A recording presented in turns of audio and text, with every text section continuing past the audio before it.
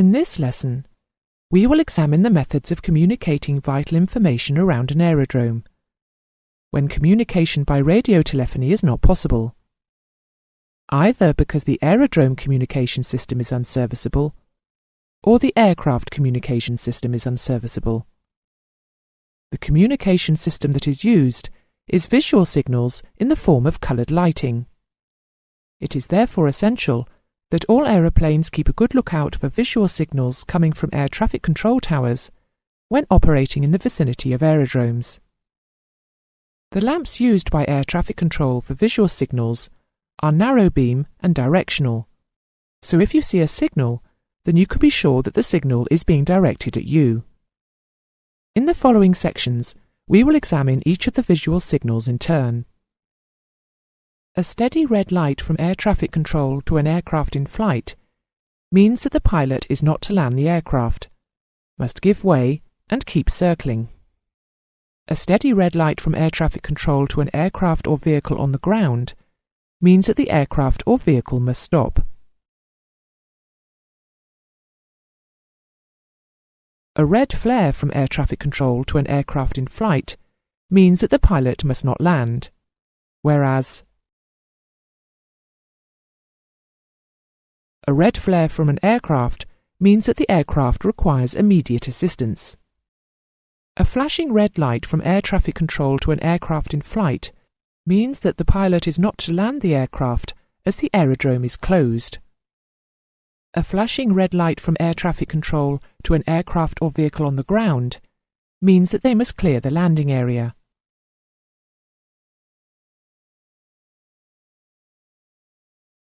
A flashing green light from air traffic control to an aircraft in flight means that the pilot is to return to the aerodrome and await landing clearance. A flashing green light from air traffic control to an aircraft or vehicle on the ground means that the aircraft or vehicle is cleared to taxi or move to the manoeuvre area. A steady green light from air traffic control to an aircraft in flight means that the pilot is cleared to land. A steady green light from air traffic control to an aircraft or vehicle on the ground means that the aircraft is cleared to take off or the vehicle is cleared to proceed.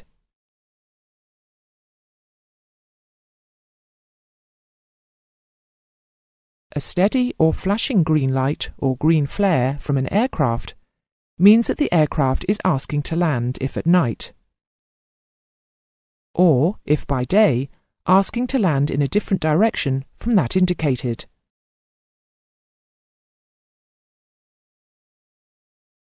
A flashing white light from air traffic control to an aircraft in flight means that the pilot is to land here on receipt of a steady green light and then await further instructions. A flashing white light from air traffic control to an aircraft or vehicle on the ground means that the aircraft or vehicle is to return to the starting point on the aerodrome. Finally, a white flare or irregular use of navigation and or landing lights from an aircraft means that the pilot is compelled to land. Aircraft must acknowledge receipt of any visual signal and may make the following responses to do so: when in flight, during the hours of daylight, by rocking the aircraft wings; during the hours of darkness, by flashing on and off twice the aircraft's landing lights, or, if not so equipped, by switching on and off the navigation lights twice; when on the ground, during the hours of daylight, by moving the aircraft's rudder or ailerons; during the hours of darkness, by flashing on and off twice the aircraft's landing lights, or, if not so equipped, by flashing on and off twice the navigation lights.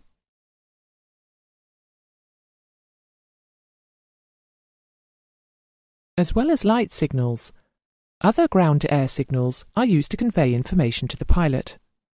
A signal square is usually positioned outside the air traffic control tower or at another location on the movement area where it can be seen from the air anywhere in the vicinity of the aerodrome.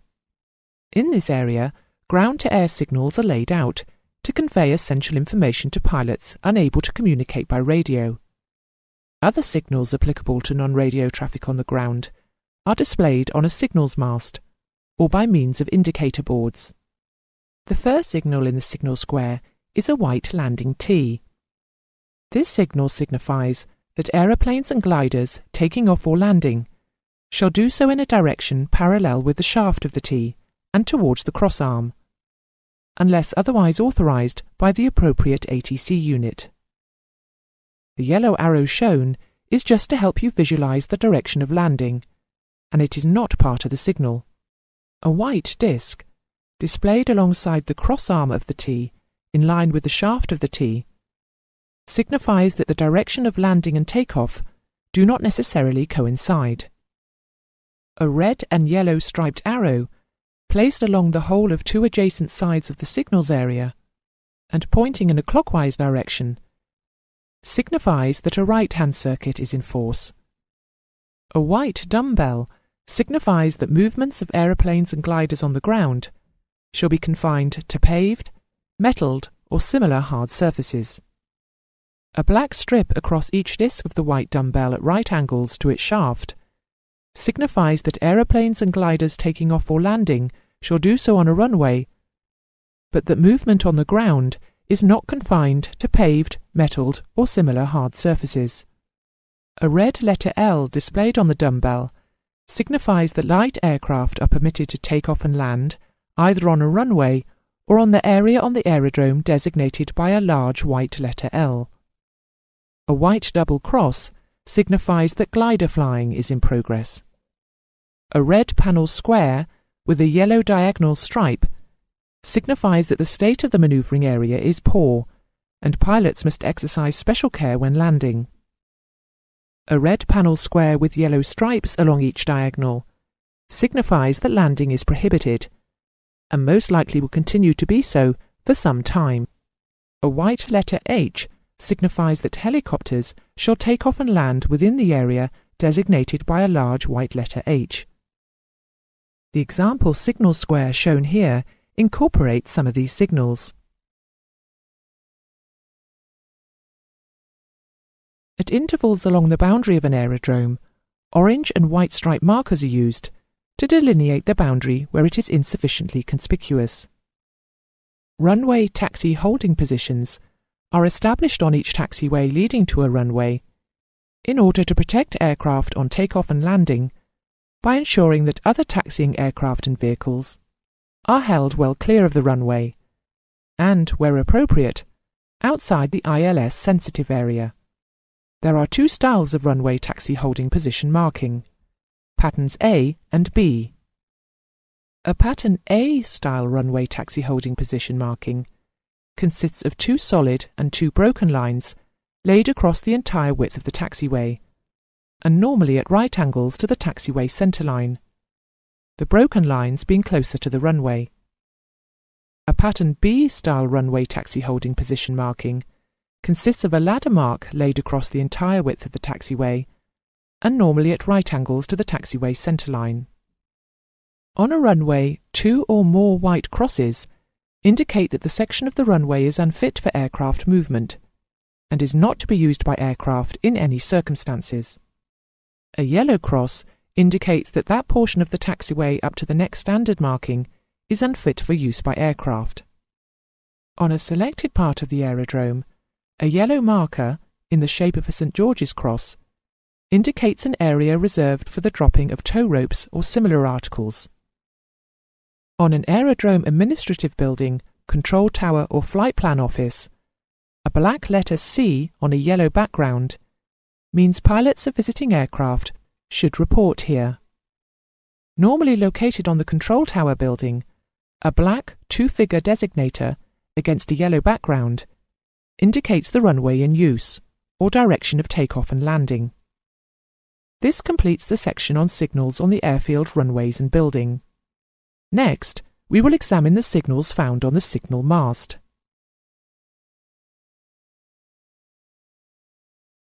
Although the following signals are no longer described in the annexes, for completeness and the possibility you may come across them, they are mentioned here.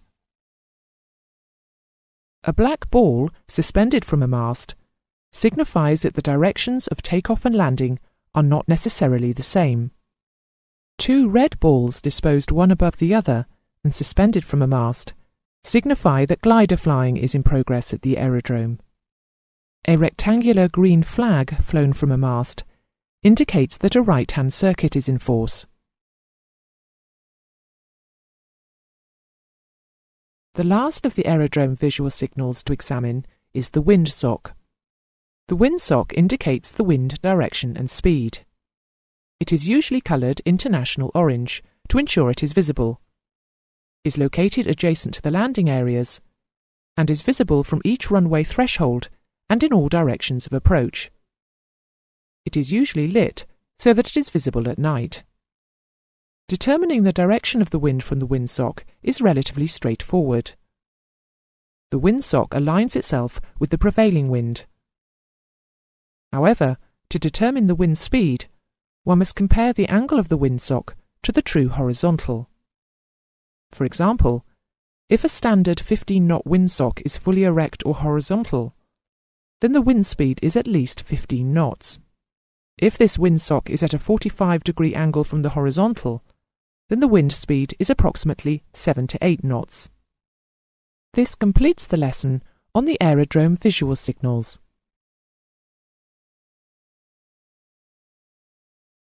In order to assist a pilot to manoeuvre his aircraft on the ground, especially on the apron, a standard system of signalling has been developed for use between an aircraft marshaller and the pilot.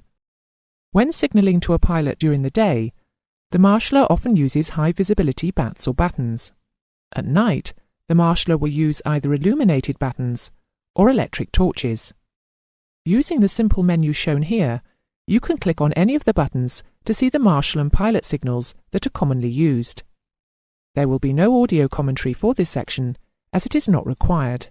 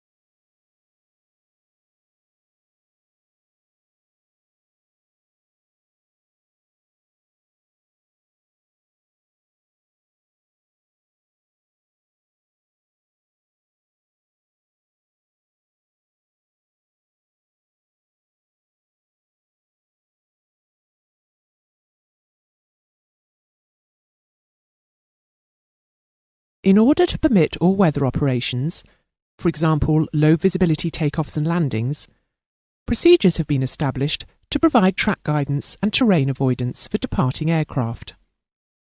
Where track guidance, terrain clearance and special equipment is used, vertical displacement guidance for aircraft arriving at aerodromes is also provided. Low visibility operations are defined by ICAO as takeoff and landing operations with an RVR of less than 800 metres. You must remember that the VMC minima for takeoff from an aerodrome in a CTR are a ground visibility not less than 5 kilometres and cloud ceiling not less than 1,500 feet. The criteria for the type of procedure to be employed are defined in terms of RVR and the limit to which the pilot is permitted to descend. Clearly, obstacle avoidance during any procedure is of paramount importance, and prior to the commencement of any instrument procedure, a clearance must be obtained from ATC. Procedures for arrival and departure are published, and you must have a printed copy of the procedure you are using on the flight deck.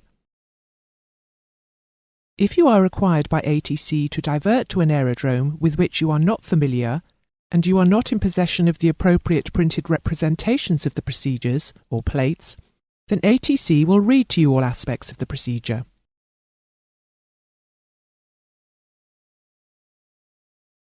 It is implied that any approach procedure that is developed will not require the aeroplane to fly dangerously close to obstacles at any point during that procedure. Clearance can be obtained both vertically and laterally, but by requiring a pilot to fly the track accurately, the aircraft can be guided over a surveyed flight path, within the bounds of which all obstacles can be determined and assessed.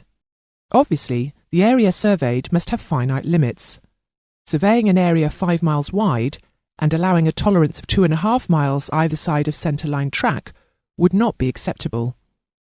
The extremities of the surveyed area must gradually permit higher obstacles until the limit of reasonable expectations of accuracy, the guaranteed clearance, is reduced to 0. This assessment is known as the creation of the Minimum Obstacle Clearance Area, MOC. Obstacle clearance could thus be provided by assessing the highest obstacle to be flown over, and by then applying a safety margin to that figure, an obstacle clearance height or altitude, OCH or A, could be obtained. This is the method of obtaining minimum safety altitude, MSA, and with refinements, minimum descent height or altitude for non-precision approach procedures. For precision approach systems, therefore, OCH or A is a range from threshold dependent calculation, and so it should be obvious that OCH or A for precision procedures is less than that for non-precision procedures. From an operational point of view, the obstacle clearance applied in the development of each instrument approach or departure procedure is considered to be the minimum required for an acceptable level of safety in operations. Operators usually apply higher criteria than this, thus resulting in aerodrome operating minima for commercial air transport operations. The document that specifies the recommendations for instrument procedures is the ICAO document 8168, Procedures for Air Navigation Services, Air Operations, and it comes in 2 volumes. Volume 1 is Flight Procedures, and Volume 2 is Construction of Visual and Instrument Flight Procedures. Volume 2 is intended for use by guidance specialists and describes the essential areas and obstacle clearance requirements for the achievement of safe and regular instrument flight operations. It considers both departure and arrival procedures, and to a lesser extent, en route procedures that require obstacle clearance measures to be taken account of.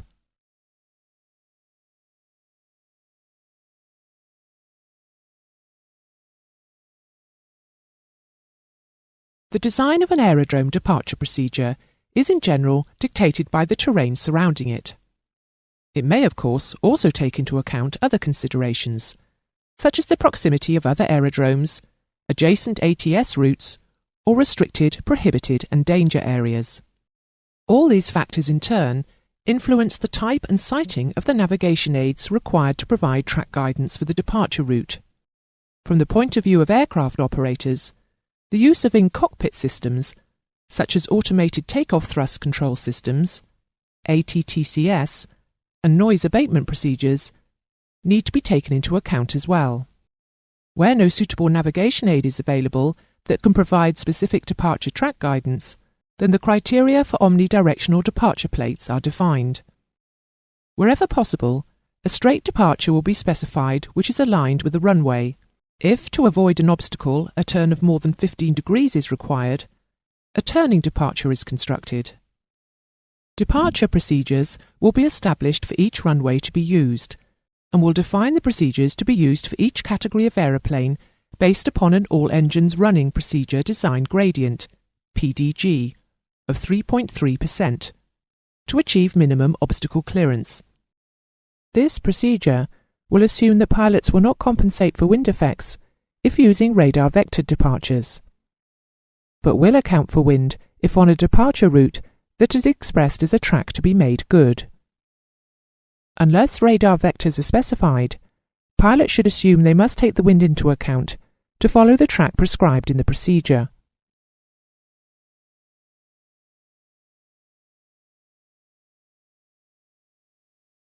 Consideration of obstacle clearance in planning departure procedures is of paramount importance, and unless otherwise stated, the procedure design gradient, PDG, is assumed to be 3.3%. The PDG is made up of 2.5% gradient of obstacle identification surfaces, or the most critical obstacle penetrating these surfaces, whichever is higher, and 0.8% increasing obstacle clearance. A 2.5% gradient equates to 152 feet vertically for every horizontal nautical mile. The more easily remembered figure is 200 feet per nautical mile for the 3.3% standard PDG. Published gradients will be specified to an altitude or height, after which the minimum gradient of 3.3% is considered to exist. The final PDG continues to exist until obstacle clearance is ensured for the next phase of flight, en route, holding, or approach. This is when the departure procedure is defined to end. The minimum obstacle clearance equals 0 at the departure end of the runway, DER, and thereafter increases by 0.8% of the horizontal distance in the direction of flight, assuming maximum divergence of 15 degrees. If the resultant PDG is too steep, a turning procedure to avoid the obstacle laterally might be the answer. Alternatively, the aerodrome operating minima could be increased until the obstacle can be avoided visually.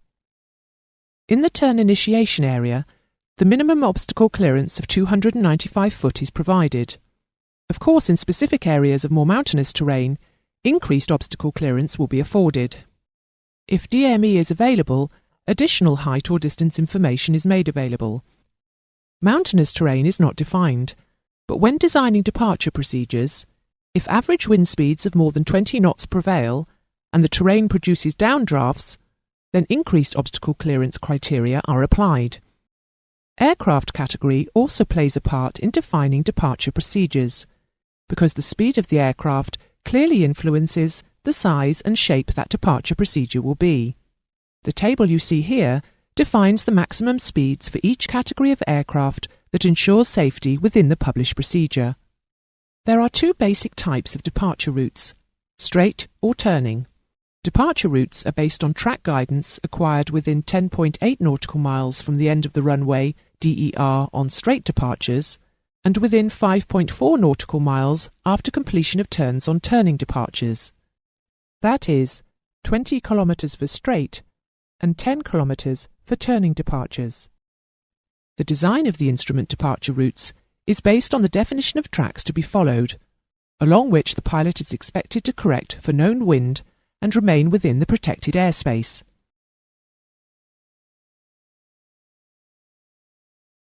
A straight departure is one in which the initial departure track is within 15 degrees of the alignment of the runway.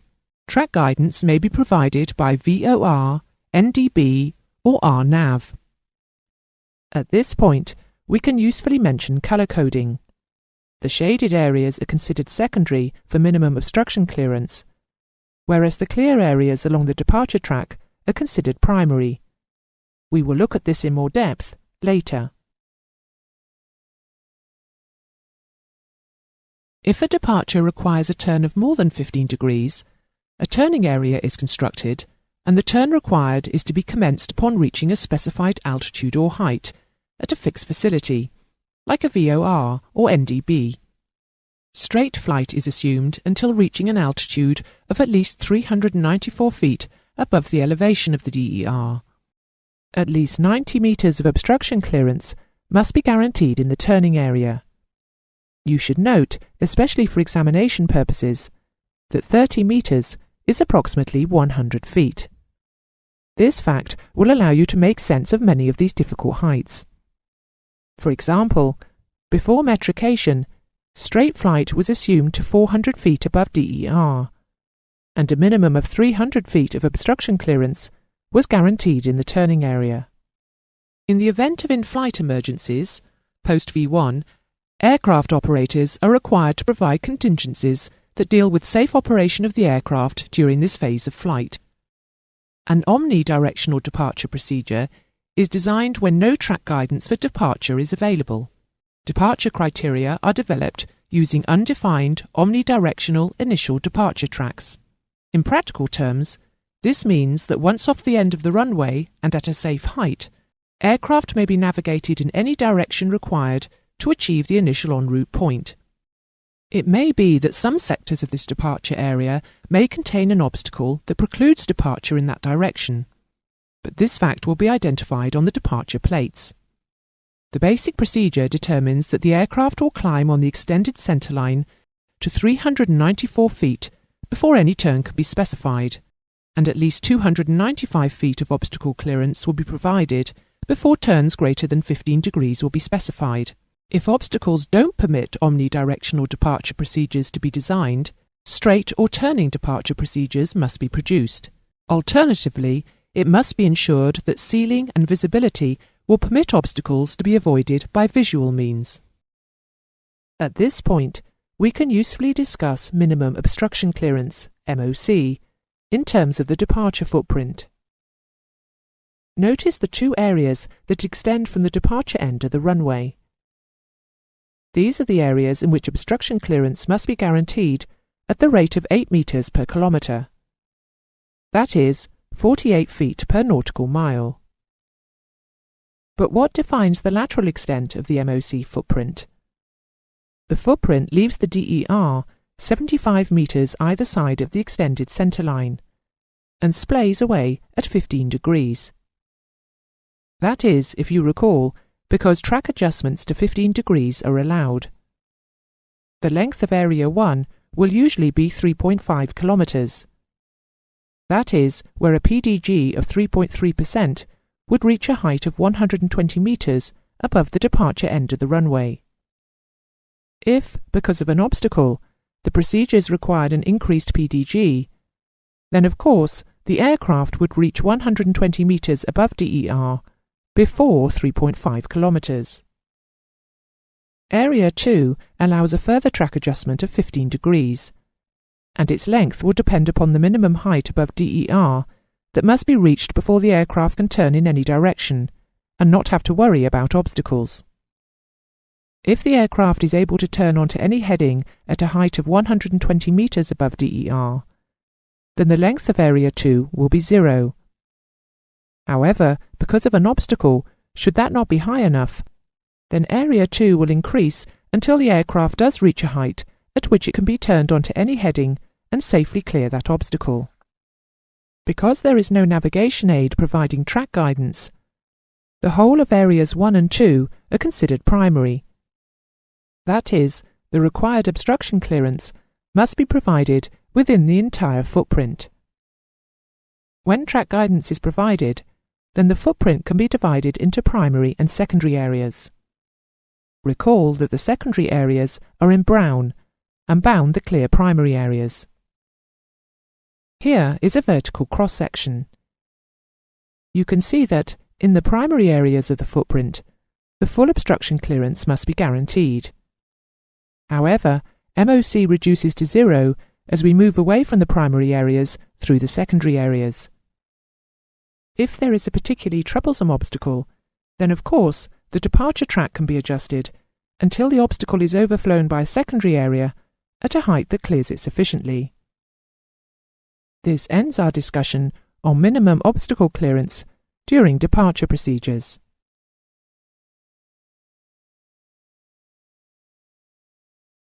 Departure procedures, departure routes, and standard instrument departure charts are published in accordance with standards contained in Annex 11 and Annex 4 to the Chicago Convention.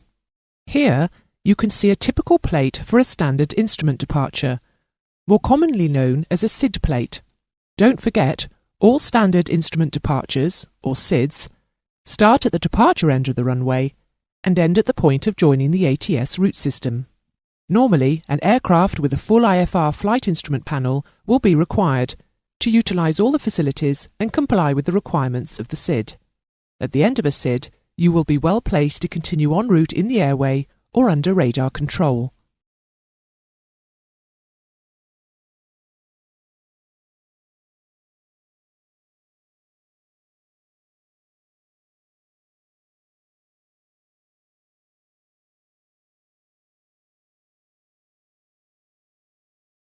FMS or RNAV equipment may also be used when flying defined departure procedures, providing the procedure is monitored using the basic display normally used with that procedure, and the tolerances for flight using raw data on the display are complied with. GNSS procedures allow for SIDs to be downloaded into their databases and a fully automated departure completed. As in the case of the FMS or RNAV procedure, the pilot is required to monitor the procedure with reference to the direct input data from other nav aids, such as VOR, NDB, or DME. The aim is to eventually replace VOR or DME with GNSS. These procedures will use precision RNAV, known as PRNAV, which may be augmented by altimetry cross-reference, Baro VNAV, to give the precision element to both arrival and departure procedures.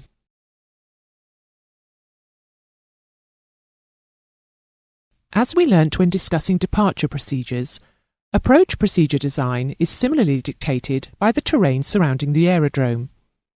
It is also dictated by the type of air operations being undertaken and the type of aeroplanes flying there. All of these factors will influence the sighting of and the type of navigation aid that supports the approach procedure to the runway in use. Speed is also an important consideration, as you will recall from the departure procedure process. The critical speed is the speed at which the aeroplane crosses the threshold of the runway, VAT, but other speeds have important implications. The table shown here relates speed to category of aircraft, to allow you to determine the correct speed for your instrument approach. There are two types of instrument procedure, and they are defined by the type of guidance that is provided to them. These are the straight-in runway approach and the circling aerodrome approach.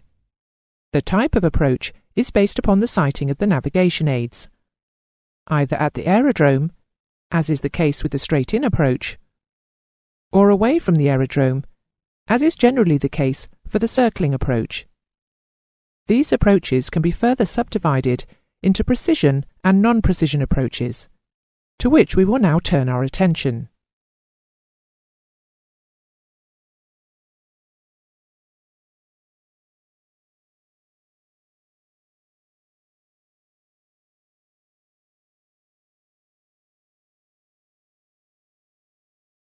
A precision approach gives accurate track guidance during the final approach phase and information concerning height above the threshold of the runway. In precision approaches, external equipment is required for it to function, but by accurately flying the required track and glide path, the aeroplane is kept within the protected area, ensuring terrain clearance throughout the procedure. For a precision approach, a pilot is required to calculate the point on the approach that he must either make a decision to land or go around. This is called the decision height or decision altitude. Notice the figures in the right-hand column, headed VMC OCA. The VM stands for visual manoeuvring, and the C for circling.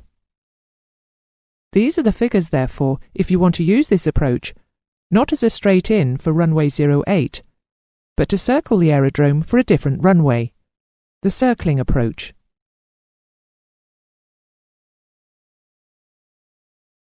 If a precision approach is flown correctly, when a pilot reaches his decision height, the aircraft will be safely at the place it should be, just as if visibility was perfect.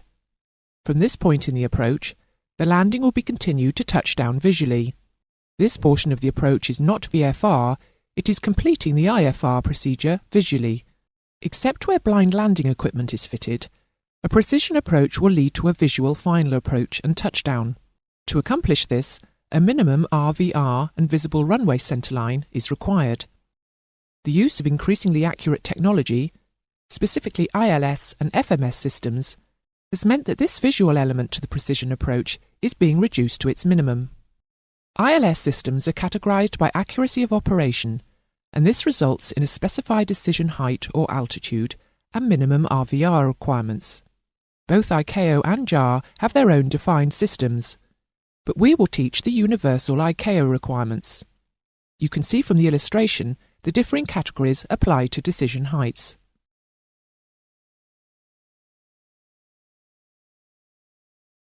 You must also remember that once you have commenced an instrument approach procedure, you must complete it as published, unless given contrary instructions by ATC. Even if you complete the approach visually, the requirements of the procedure must be complied with. Where no ground equipment that can provide height data to the aeroplane exists, the procedure is defined as non-precision, although the track guidance may well utilize devices that would serve a precision approach as well. Non-precision approaches are normally provided with track guidance from VOR or NDB equipment, but might utilize the track guidance data from ILS localizers or PAR azimuth equipment. Another type of non-precision approach is the surveillance radar approach, SRA. This is a non-precision approach, usually to a runway, whereby the air traffic controller provides azimuth and distance information, along with suggested altitudes, to maintain a 3-degree glide path. This approach often terminates at 2 nautical miles from the runway threshold, where the pilot will either continue for a visual landing or go around. Sometimes an SRA terminates with a circling manoeuvre, complying with the defined visual criteria, to land in a direction other than that of a straight-in approach. This is called a visual manoeuvre, and we will explain it further later on. You must not continue an instrument approach beyond the outer marker fix in the case of a precision approach, or below 1,000 feet above the aerodrome in the case of a non-precision approach, unless the reported visibility or controlling RVR is above the specified minimum. If, after passing the outer marker fix on a precision approach, or descending below 1,000 feet on a non-precision approach, the RVR falls below the specified minima, the approach may be continued to DH or A, or MDA or H, but you must not continue beyond a point which the limits of the operating minima specified for that aerodrome would be infringed.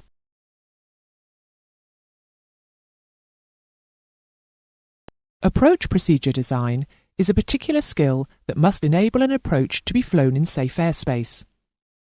As the procedure takes the aeroplane closer to the runway and the ground, the safety limitations must be increased. Pilot skill, or autopilot accuracy, combined with the inherent errors of the ground-based equipment, must be taken into account when producing approach designs. The 5 segments of an instrument approach are shown here. They are arrival, initial, intermediate, final, missed approach. The vertical cross-section of each segment is divided into primary and secondary areas. Full obstacle clearances are applied over the primary areas, but reduced to 0 clearance at the outer edges of the secondary areas. You should recall the discussion of minimum obstruction clearance, MOC, and its application from the previous lesson. Wherever possible, a straight-in approach will be specified which is aligned with the runway centerline. In the case of a non-precision approach, a straight-in approach is considered acceptable if the angle between the runway and final approach track is 30 degrees or less. If terrain restrictions preclude a straight-in approach, a circling approach will be specified. Minimum sector altitudes, MSA, are established at all aerodromes and provide at least 1,000 feet obstacle clearance within 25 nautical miles of the homing facility, NDB, or VOR associated with the approach procedure at that aerodrome. In the UK, MSA is specified for each of the cardinal magnetic compass quadrants. On approach plates, the MSA is diagrammatically represented. The lowest level permitted for an arrival route will be the MSA for the appropriate quadrant that contains the arrival track. All procedures depict tracks, and all pilots must attempt to maintain the required track by flying accurately and applying corrections for known wind. Whilst flying an ILS precision approach, pilots are expected to be able to fly the aeroplane during the final approach phase with a track accuracy equal to no worse than half full-scale deflection of the ILS indicator needle. Aeroplane performance has a direct effect on the airspace and visibility needed to perform the various manoeuvres associated with the conduct of instrument approach procedures. The most significant factor is aeroplane speed. 5 categories of aeroplanes have been established based upon speed at threshold. VAT equals 1.3 times the stall speed in landing configuration at maximum certified landing mass. This provides for a standard basis for relating aircraft manoeuvrability to specified instrument approach procedures. For each approach, an OCA or H is calculated in the development of the approach procedure and published on the instrument approach plate. The vital factor is that the minima can only be deliberately exceeded when the visual criteria continue to be achieved. In the case of precision, non-precision and circling approaches, an OCH or A is specified for each category of aeroplane. The OCA or H is defined as follows. An OCA or H for a precision approach procedure is defined as the lowest altitude, OCA, or height above the elevation of the runway threshold, OCH, at which a missed approach must be initiated to ensure compliance with the appropriate obstacle clearance criteria. This is very similar to the definition of decision altitude or height. The decision altitude or height, DA or H, for a precision approach procedure is the lowest altitude or height above the elevation of the runway threshold, at which a missed approach must be initiated when the required references to complete the landing visually cannot be seen. Going around at this juncture will ensure compliance with the obstacle clearance criteria of OCA or H. The various factors which dictate that the DA or H equals or most often exceeds OCA or H are shown in the diagram. The OCA or H for a non-precision approach procedure is defined as the lowest altitude, OCA, or height, OCH, above the aerodrome elevation of the relevant runway threshold, if the threshold is more than 7 feet below the aerodrome elevation, below which the aeroplane cannot descend without infringing the appropriate obstacle clearance criteria. Again, this is very similar to the definition of minimum descent altitude or height, MDA or H, for a non-precision approach. That is, the lowest altitude or height above the aerodrome elevation or the relevant runway threshold, if the threshold is more than 7 feet below the aerodrome elevation, below which the aeroplane cannot descend without seeing the required visual references. Again, not descending until visual will ensure compliance with OCA or H criteria. The OCA or H for a visual manoeuvring procedure is the lowest altitude, OCA, or height above aerodrome elevation, OCH, below which the aeroplane cannot descend without infringing the appropriate obstacle clearance criteria. The minimum descent altitude or height, MDA or H, for a visual manoeuvring procedure is the lowest altitude or height above aerodrome elevation, below which the aeroplane cannot descend without seeing the required visual references. Hopefully, the pattern has now become obvious.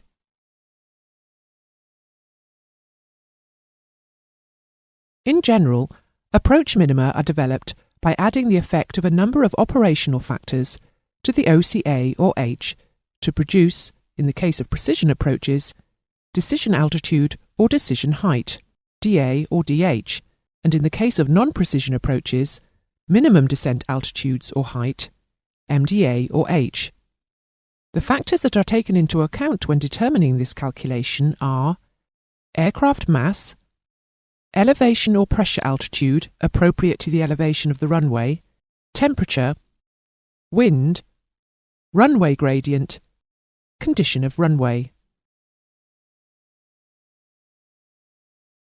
Each system used in precision and non-precision approaches have system minima which are reproduced here.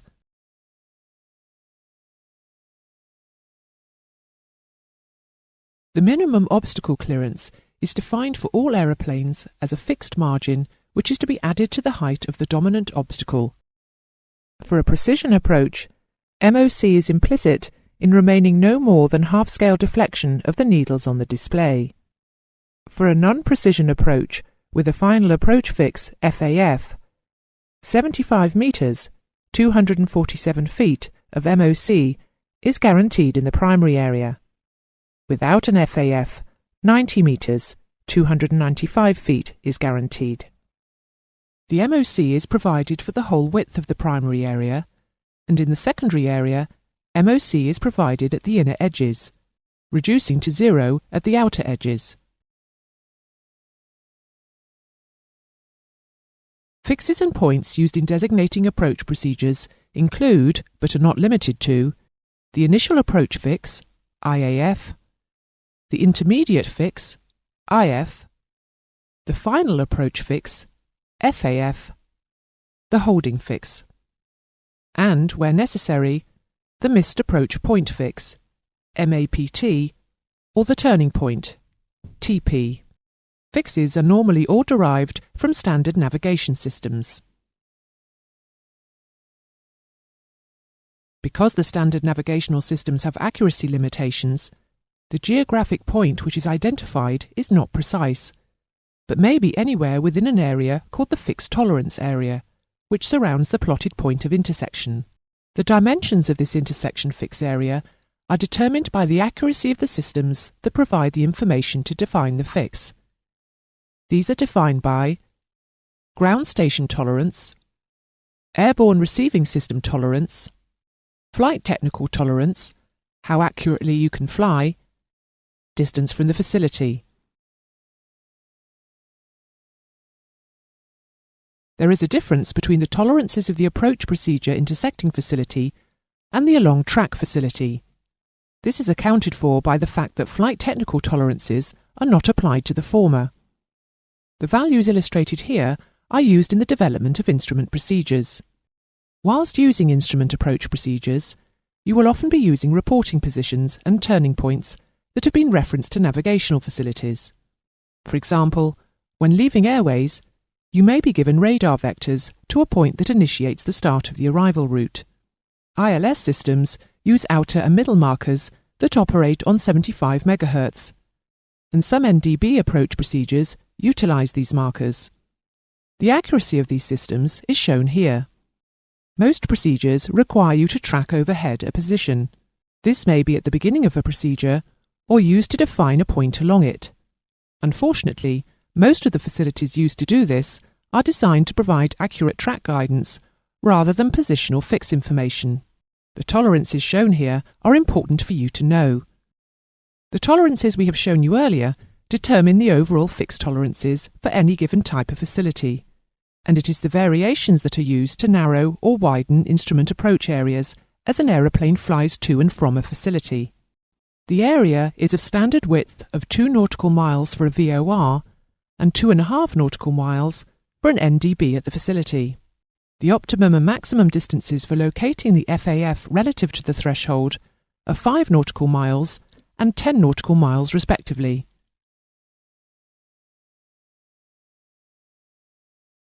The descent gradient allows adequate space for descent from the published height crossing facility to the runway threshold.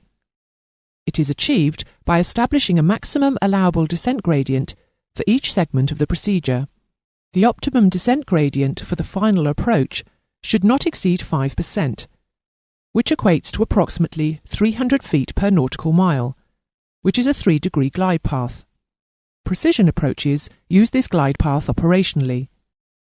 A maximum glide path descent gradient of 6.5% is permitted, 400 feet per nautical mile, which equates to a 3.7 glide path. But such descent rates may cause some types of aeroplanes to exceed their recommended maximum rate of descent. Pilots must be aware of this before they start any approach.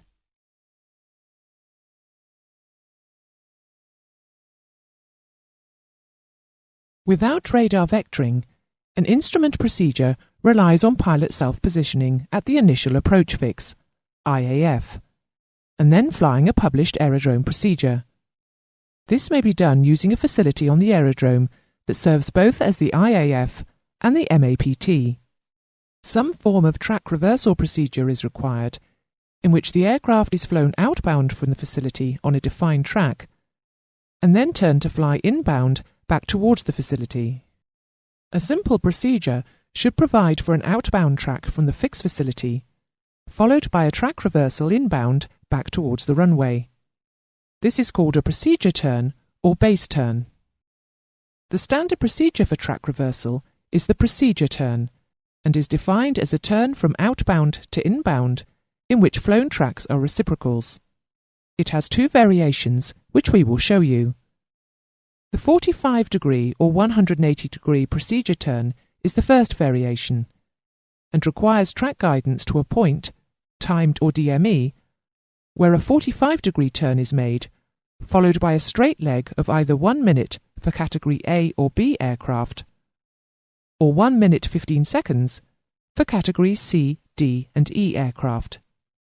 At the end of the timed leg, a Rate 1 turn is made through 180 degrees to bring the aircraft into a position to intercept the reciprocal of the outbound track at an angle of 45 degrees.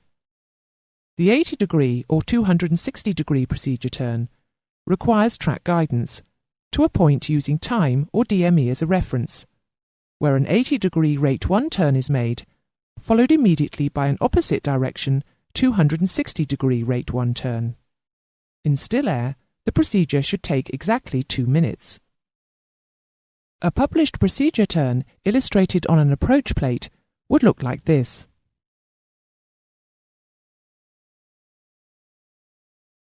An alternative to this is the base turn procedure, which is usually associated with a VOR beacon. A base turn can be specified where the inbound track is not the reciprocal of the outbound track. The specified outbound track is followed to a predetermined point at which a Rate 1 turn is made, so that the aircraft rolls out onto the required inbound track. In order to obtain an accurate outbound track, the procedure is defined to allow an aircraft to maneuver at the IAF prior to commencing an instrument procedure. You will soon discover that the racetrack pattern, which consists of a turn from the inbound track through 180 degrees at the facility or fix, after which an outbound leg is flown to a point defined by time, or at a fix at which another 180-degree turn is made to bring the aircraft back onto the inbound track to the aerodrome. It is used where aircraft are required to enter a holding pattern prior to commencing the instrument procedure, and where the orientation of the holding pattern does not permit either a procedure turn or a base turn to be used. It will normally be specified as an alternate procedure, and specific instructions will be on the plate. Racetrack procedures are usually used where sufficient distance is not available in a straight segment to accommodate the required loss of altitude, and when entry into a reversal procedure is not practical. In these cases, the particular pattern one flies is prescribed, to ensure that the aeroplane remains within the designated airspace. The pilot must strictly adhere to the directions and timings. The following specifies the procedures to be adopted when flying racetracks and reversals. Entry. Unless specified otherwise, Procedures will be entered from a track within plus or minus 30 degrees of the outbound track of the reversal procedure. For base turns where the plus or minus 30 degrees direct entry sector does not include the reciprocal of the inbound track, the entry sector is expanded to include it. Speed restrictions. These may be specified in addition to or instead of aircraft category restrictions. These speeds must not be exceeded to ensure the aeroplane stays within the designated area. Bank angle. Procedures are based upon a bank angle of 25 degrees, or the bank angle giving a rate of turn of 3 degrees per second, a rate 1 turn, whichever is less. Descent. The aeroplane is to cross the fix or facility and fly outbound on the specified track, descending as necessary to the specified altitude. All further descents should only be made when established on the inbound track. For reasons of safety, all turns are level turns. Outbound timing racetrack procedure. When based upon a facility, the timing starts when abeam the facility, or when attaining the outbound heading, whichever is later. When based upon a fix, timing starts from attaining the outbound heading. The turn onto the inbound track should be started within the specified time adjusted for wind, or when encountering any DME distance or radial bearing specifying a limiting distance, whichever is first. Wind effect. Due allowances should be made in both headings and timings to compensate for the effects of wind to regain the inbound track as accurately and expeditiously as possible, and therefore achieve a stabilized approach. DME distances should not, however, be exceeded when flying the outbound track. RNAV procedures, based on VOR DME co-located facilities, are non-precision procedures and are increasingly being used. Aircraft equipped with approved RNAV systems may use these systems to carry out VOR DME RNAV approaches, providing that before flight it is ensured that the RNAV equipment is serviceable, the pilot has current knowledge of how to operate the equipment and achieve optimum levels of accuracy, the published VOR DME facility upon which the procedure is based is serviceable, the input data is up to date. RNAV systems are now able to project a vertical path angle, VPA, to create the so-called Approach Procedure with Vertical Guidance, APV. This effectively turns a non-precision approach into a kind of precision approach. The procedure does not meet the precision approach criteria and is a hybrid. However, it has a glide path and does replace the minimum descent altitude or height of the non-precision approach with the decision altitude or height of a precision approach. PAN-OPS suggests decision heights of 250 to 300 feet, depending on the aeroplane type, accuracy of the RNAV equipment, etc. Another term associated with this type of procedure is Baro VNAV, which is, of course, vertical navigation of the RNAV system, using the pressure altimeter.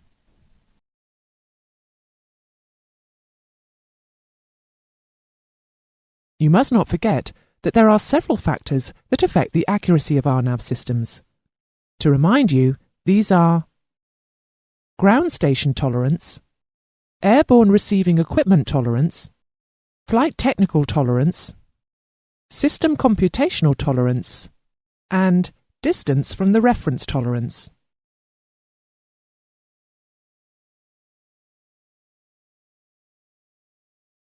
As part of an instrument arrival procedure, a shuttle may be prescribed at the IAF, where to achieve the specific altitude at the final approach fix or final approach point would require excessive rates of descent from the minimum altitude at the end of the approach. The shuttle is therefore part of the arrival procedure of climbing or descending in a holding pattern. There are 5 standard segments of an instrument approach procedure. The following diagram illustrates these.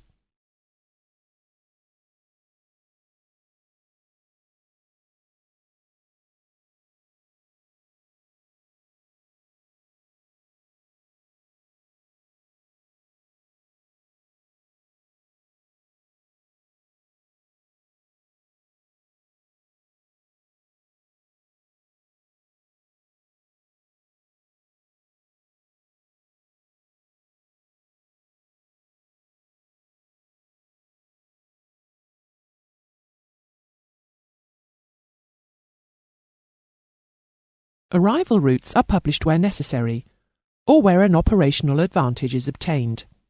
The route will normally end at the IAF. Omnidirectional or sector arrivals can be provided, taking into account minimum sector altitudes. When cleared to leave the ATS route or airway, control will be transferred to the approach controller at the destination aerodrome, and the aeroplane will be cleared to the facility at a specified level.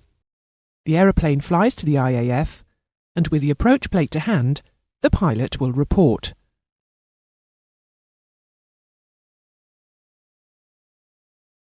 In the initial approach segment, the aeroplane has left the en route structure and is manoeuvring to enter the intermediate approach segment. The aeroplane approach, speed and configuration will depend on the distance from the aerodrome and descent required. Normal track guidance is provided along the initial approach segment to the IF, with a maximum intercept angle of 90 degrees for a precision approach and 120 degrees for a non-precision approach. If a course reversal is required, it is usually accomplished during this segment. There will be no intermediate fix as such, but the aircraft will be considered to be on an intermediate approach when it has completed the reversal manoeuvre and is inbound to the final approach fix or point.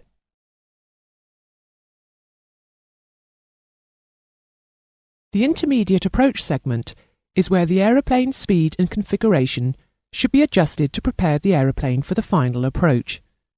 For this reason, the descent gradient is kept as low as possible, and the obstacle clearance requirement reduces from 984 feet to 492 feet in the primary area, reducing to 0 at the outer edges of the secondary area.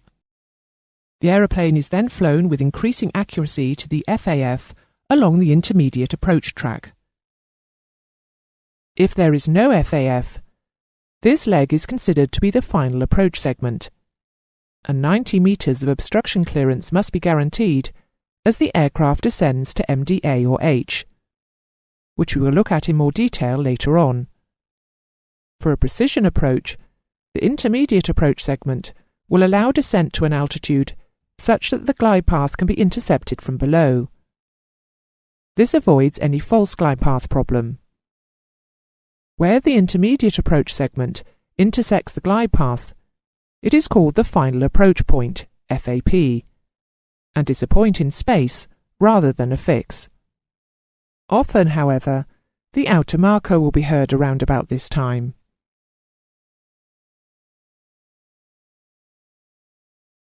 This is the segment in which alignment and descent for landing are made. A final approach may be made to any runway for a straight-in approach and landing, or to an aerodrome for a visual manoeuvre. Don't forget that two types of approach can be made, the non-precision approach and the precision approach. The non-precision approach with final approach fix has a segment that begins at a facility or fix, the FAF, and ends at the missed approach point, MAPT. The FAF is positioned on the final approach track at a distance that permits configuration and descent from the intermediate height to the MDA or H for a straight-in landing or circling. The optimum distance of the FAF from the threshold is 5 nautical miles, the maximum distance being 10 nautical miles. The FAF is crossed at or above the specified altitude and the descent initiated. A step-down fix may be incorporated, in which case 2 OCA or H values will be published. For a VOR or DME approach, several types of fixes may be depicted, each with its own crossing altitude. The non-precision approach without final approach fix exists when an aerodrome is served by just a single facility located on or near the aerodrome and has no other suitable facility designed to form an FAF. A procedure is designed where the facility is both the IAF and the MAPT. The procedure will include a minimum altitude or height for a reversal procedure or a racetrack. In the absence of an FAF, descent to MDA or H is made once the aeroplane is established inbound on the final approach track. Descent to MDA or H may be made immediately, if there is no step down. However, particularly for large aeroplanes, a continuous descent final approach, CDFA, would be preferred. The CDFA treats a non-precision approach as if vertical guidance were available. A 3-degree glide path is constructed from a point 15 metres or 50 feet above the runway threshold back to the final approach fix. This descent path is followed until a decision to abandon or continue the approach is made sufficiently above the MDA or H, so as not to jeopardise obstruction clearance should a go-around be the decision. Research has shown the non-precision approaches carry an increased risk of controlled flight into terrain, CFIT. The CDFA allows constant supervision of speed, power, configuration, descent path and height, an ideal situation for managing the final stages of approach of an airliner and thereby avoiding CFIT. Until standalone GNSS precision approaches are fully developed, a precision approach will probably mean an ILS approach, and in this instance the final approach segment begins at the FAP. You should recall that this is the point in space on the centre line of the localizer specified for the final approach track, where the intermediate approach altitude or height intersects the nominal glide path. The width of the ILS final approach area is much narrower than those of non-precision approaches, and descent must never be initiated until the aeroplane is within the tracking tolerance of the ILS localizer. The ILS Obstacle Assessment Surface, OAS, assumes that the pilot does not normally deviate from the centre line by more than half-scale needle deflection after becoming established on track. In the event of loss of glide path during the final approach on an ILS precision approach, the approach will become a non-precision approach and have to use the OCA or H published for a glide path in operative circumstance. In any event, the final approach segment ends either at touchdown or at the missed approach initiation point, if a missed approach is flown. When determining the decision height for an ILS approach, the obstacles in the approach path and missed approach areas, along with the constraints of the ILS installation, are considered. The calculated OCA or H is the height of the highest approach obstacle, or equivalent missed approach obstacle, plus an aeroplane category related allowance. The OCA or H is published on the plate for the categories of aeroplane for which the approach procedure is designed. The values assume the following as standard. Cat 1 is flown with a pressure altimeter. Cat 2 is flown with a radio altimeter and flight director. Wingspan is not more than 60 metres, and the vertical distance between wheels and glide path is no more than 6 metres. Missed approach climb gradient is 2.5%, and the glide path angle is a minimum of 2.5%, has an optimum of 3%, and a maximum of 3.5%.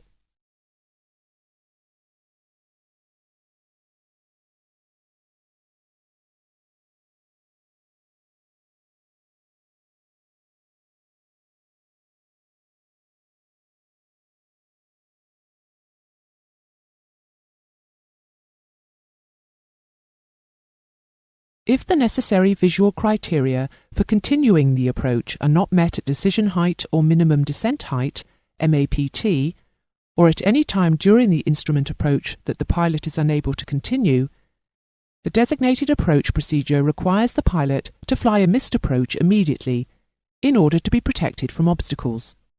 If a pilot decides to initiate the procedure before he reaches the MAPT, then he will be expected to fly to the MAPT point and carry out the procedure in full.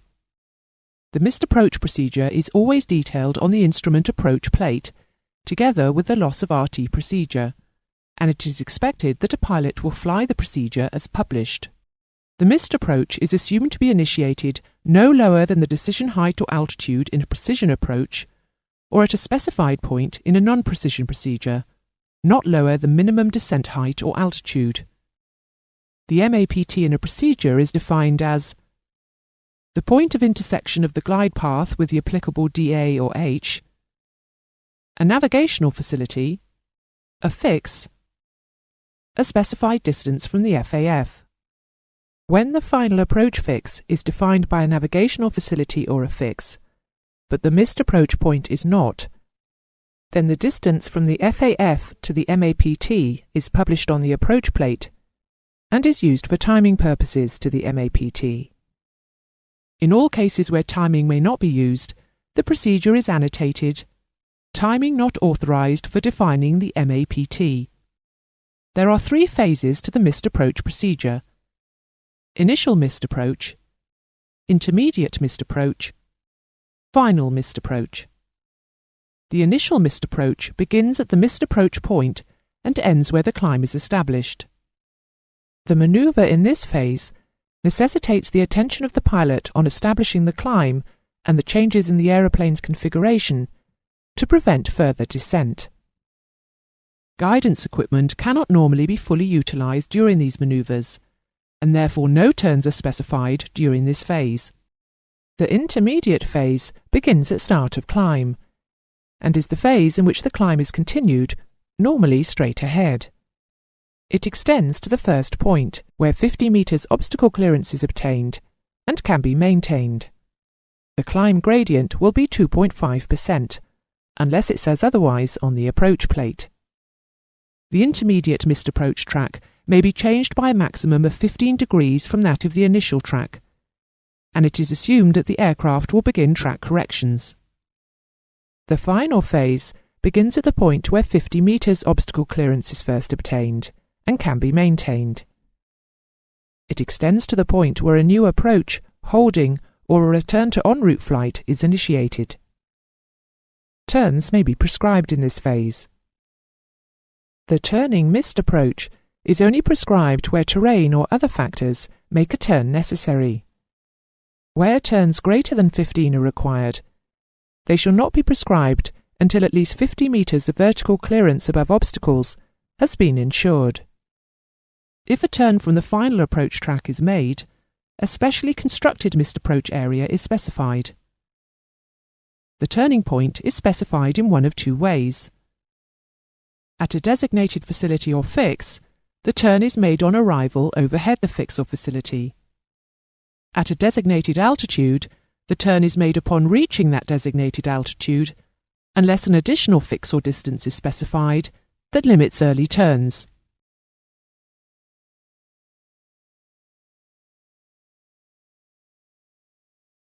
Visual maneuvering, or circling, is defined as the visual phase of flight after completing an instrument approach, which is not suitably located for a straight-in approach, to bring an aircraft into position for a landing.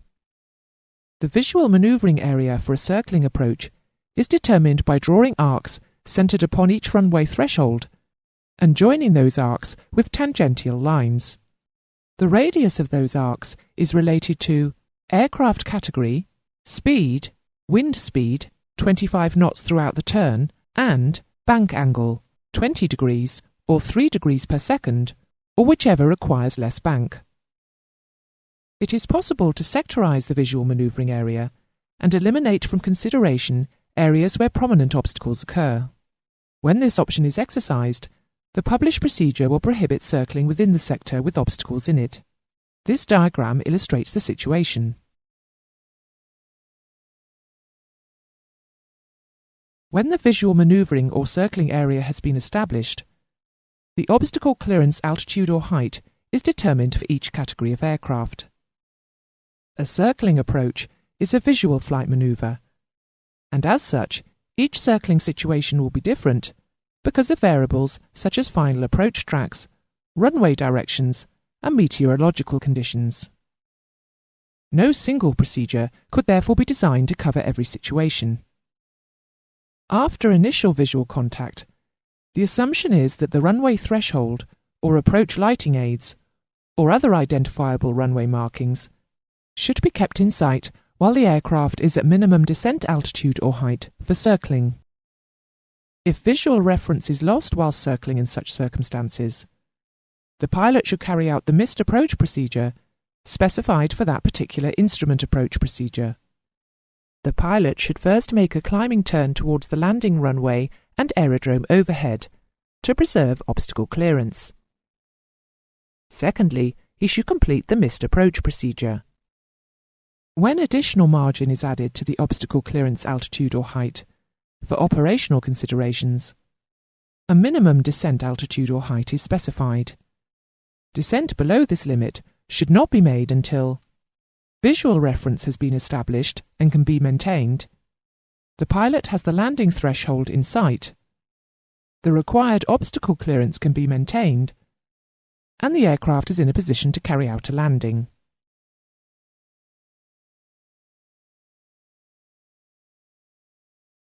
In bad weather or times of peak traffic flow, it will be most unlikely that you will be able to fly a straight-in approach to an aerodrome.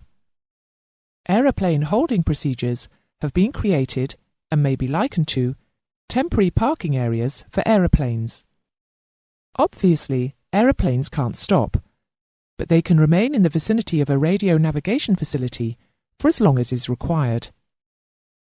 The majority of arrivals will start from a holding pattern where the aeroplanes are stacked up, with the necessary vertical separation applied.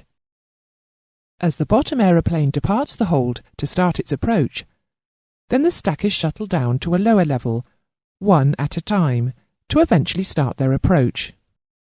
Holding is a procedure you will become very familiar with, and will form an important part of your ability to demonstrate that you can fly the aeroplane, maintaining height to the required standard, and navigating with reference to VOR and NDB navigational aids. Deviating from any in-flight holding procedure would incur the risk of excursion beyond the perimeters of established holding areas, established in accordance with PAN's OPS. The shape and terminology of a holding pattern is shown here.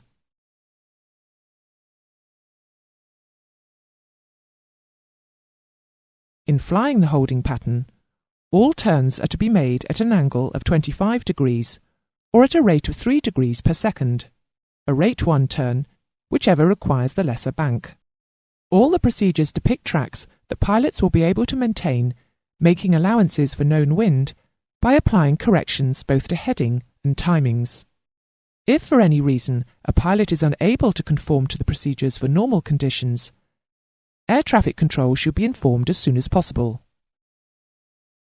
Holding patterns are to be flown at the speeds illustrated in this table.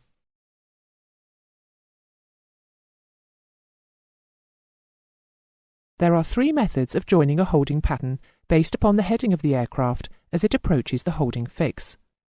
These joining methods are more commonly known as entry procedures or entry sectors.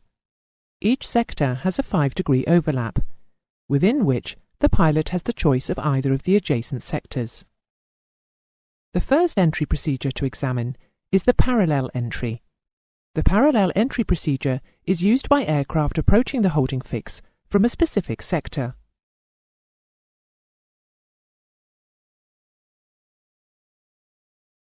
This sector is an arc 110 degrees wide, starting from a line parallel to the inbound segment of the hold.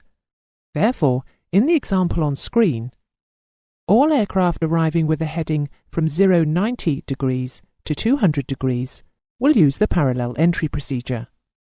The procedure follows that when the aircraft arrives overhead the fix, the pilot changes heading to parallel the inbound track of the hold.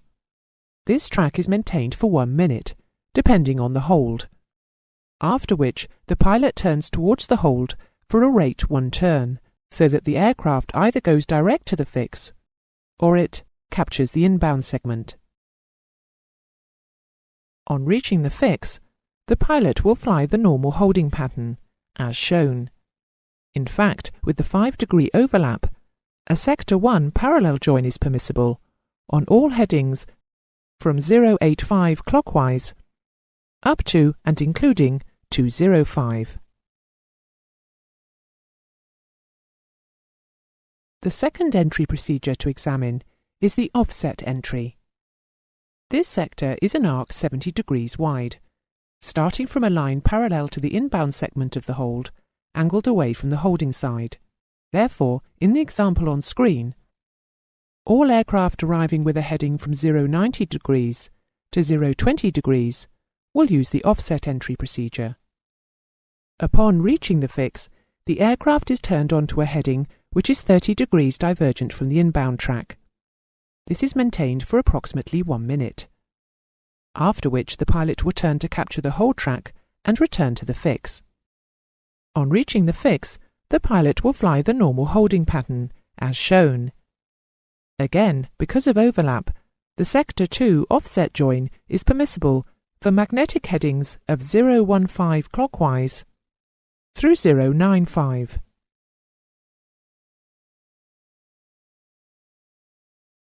The third entry procedure to examine is the direct entry procedure. This entry sector is an arc 180 degrees wide and covers the remaining area of approaches to the fix. Therefore, in the example on screen, all aircraft arriving with a heading from 200 degrees to 020 degrees will use the direct entry procedure. Upon reaching the fix, the pilot turns the aircraft to follow the normal holding pattern, rolling wings level on the outbound track of the hold.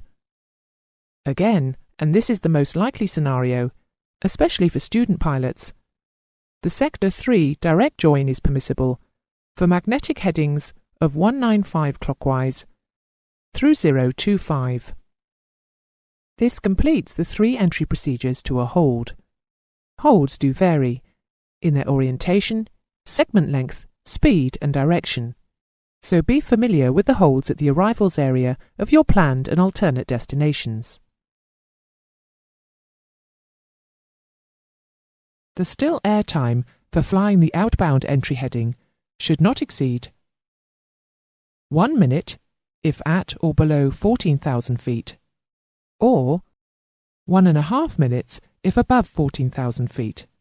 Where DME is available, the length of the outbound leg may be specified in terms of distance instead of time. Having entered the holding pattern on the second and subsequent arrivals over the fix, the aeroplane is turned to fly the outbound track, which will most appropriately position the aircraft onto the inbound track. Pilots must compensate for wind during this manoeuvre. So having been instructed to hold at a certain fix, on the second time around the hold, the pilot will report that he is holding at the specified height at the holding fix. When cleared to descend in the hold, the aeroplane should descend as soon as possible. There is no need to wait until over the fix. This process of descending is known as shuttling. Air traffic control will specify a time of departure from the holding pattern, and pilots should adjust their flight pattern within the limits of the established holding procedure in order to leave the holding point at the specified time.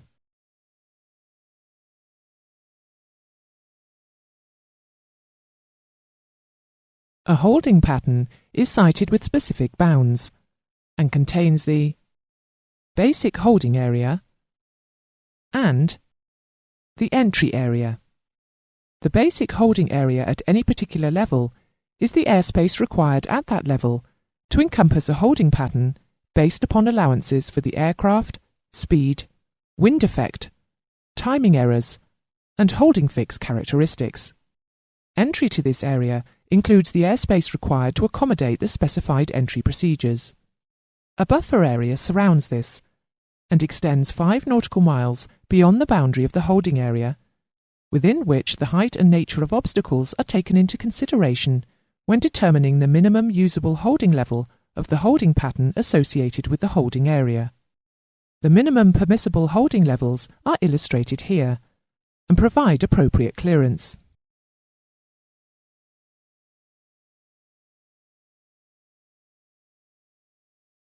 The 2 main objectives of altimeter setting procedures are to provide adequate vertical separation between aircraft and provide adequate terrain clearance during all phases of flight. There are 2 altimeter subscale settings that can be used at any aerodrome. QNH, this is the observed barometric pressure at an aerodrome, adjusted in accordance with the IASA pressure lapse rate, to indicate the pressure that would be observed if the observation was carried out at sea level. If set, therefore, the altimeter reads aerodrome elevation above sea level. QFE, this setting is the observed barometric pressure at ground level on an aerodrome, which if set on the subscale, will cause the altimeter to read 0.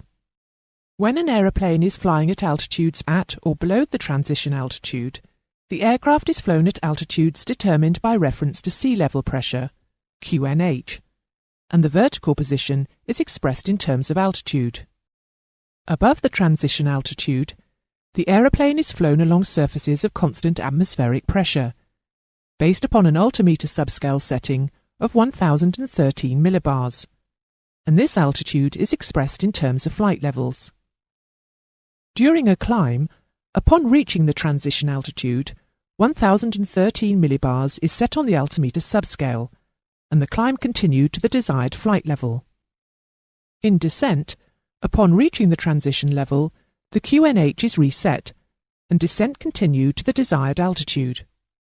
The flight level 0 is located at the barometric pressure level of 1013 millibars, and all subsequent flight levels are separated by pressure intervals corresponding to 500 feet in standard atmosphere. They are numbered Flight Level 30, Flight Level 35, Flight Level 40, Flight Level 45, or, as they get higher, Flight Level 100, Flight Level 105, Flight Level 110. The last two zeros of the number are always omitted. The transition altitude is to be specified for every aerodrome by the state in which the aerodrome is located, and shall be as low as possible, but normally not lower than 3,000 feet. Transition altitude will be calculated and rounded up to the nearest 1,000 feet, and published in the nation's AIP and shown on charts and approach plates. In the United States of America, for example, the transition altitude over most of the country is 18,000 feet, but it is higher over the mountains. In New Zealand, it is generally 13,000 feet. Remember that the transition level is the flight level at which the altimeter is reset to the aerodrome QNH on the descent. Subsequent flight is reported with reference to altitude. It will normally be passed to you in the approach and landing clearances. It changes with QNH changes, and is calculated by the controllers at regular intervals. It is defined as the first flight level above the transition altitude.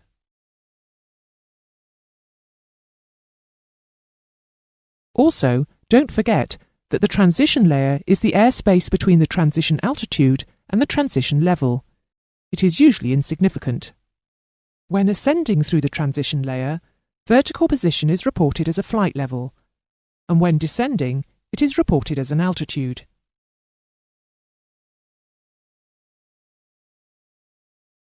Before commencing an approach to an aerodrome, the pilot is to obtain the transition level. Before descending below the transition level, the latest QNH is to be obtained. QFE may be used by a pilot so that he may obtain terrain clearance information during the final approach to a runway. When cleared to land and with QFE set, the OCA or H may be calculated with reference to height above the aerodrome datum for that portion of flight. It is standard format on approach plates that all vertical displacement is shown as both AMSL and AGL. This conversion is illustrated here. You will notice that AMSL is printed in bold type, with AGL in brackets.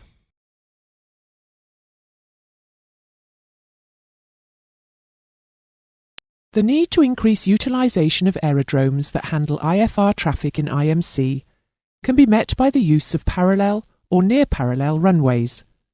An aerodrome already having dual parallel precision approach ILS or MLS runways could increase its capacity if these runways could safely be operated simultaneously and independently in IMC. There are three main types of operation associated with parallel or near-parallel runways. The first is the simultaneous parallel instrument approach, of which there are two basic modes of operation. Mode 1 is when independent parallel approaches are made, where the radar separation minima between two aircraft using adjacent ILS and or MLS is not applied, and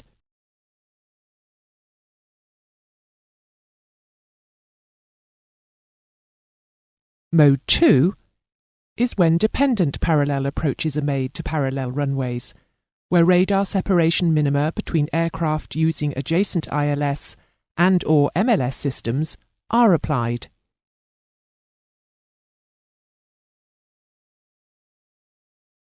The second is the simultaneous instrument departure, which has one mode of operation, Mode 3.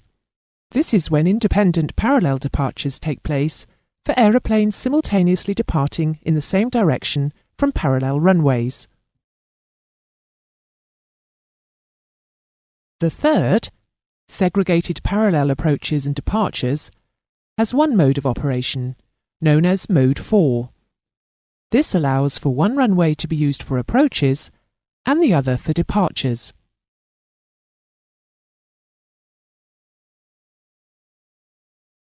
Semi-mixed operations from parallel runways take place when combinations of the above modes of operation take place.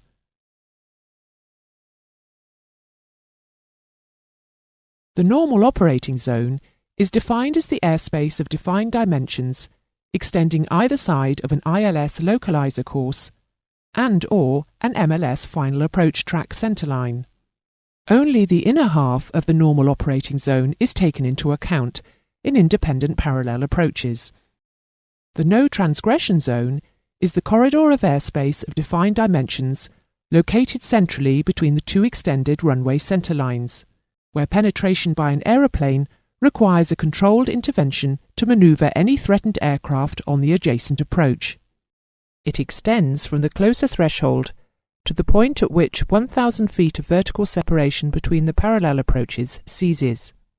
On the diagram, this extent is abeam the red triangle, which indicates where the southernmost aircraft will descend below 3,500 feet and thereby end the vertical separation between the aircraft. To conduct parallel approaches, aeroplanes must be fitted with the normal IFR avionics, including full ILS or MLS capability. Where independent procedures are in force, all aircraft are to be advised accordingly on initial contact with approach control. Regardless of weather conditions, all approaches are to be radar monitored by radar controllers specifically dedicated to that role, using a dedicated radio frequency. Each pair of parallel approaches will have a high side and a low side to provide vertical separation until aircraft are established inbound on the ILS localizer course or MLS final approach track.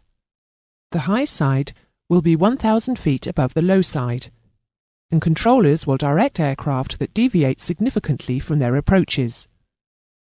If aircraft fail to take corrective action and penetrate the no transgression zone, the aircraft on the adjacent ILS or MLS will be issued appropriate control instructions, maybe even an overshoot order. Simultaneous parallel ILS or MLS operations require diverging tracks for missed approaches and departures. Turns to achieve divergence are to be initiated by pilots as soon as possible. When building runways for simultaneous parallel use, minimum spacing distances between the landing or takeoff surfaces are defined and illustrated here.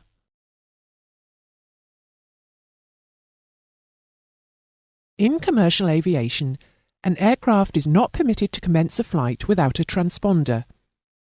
If your transponder fails and cannot be repaired before flight, ATC approval must be granted before you may continue. You must amend your flight plan to record that you do not have a transponder, and you must accept any ATC instructions given to you if you are allowed to continue.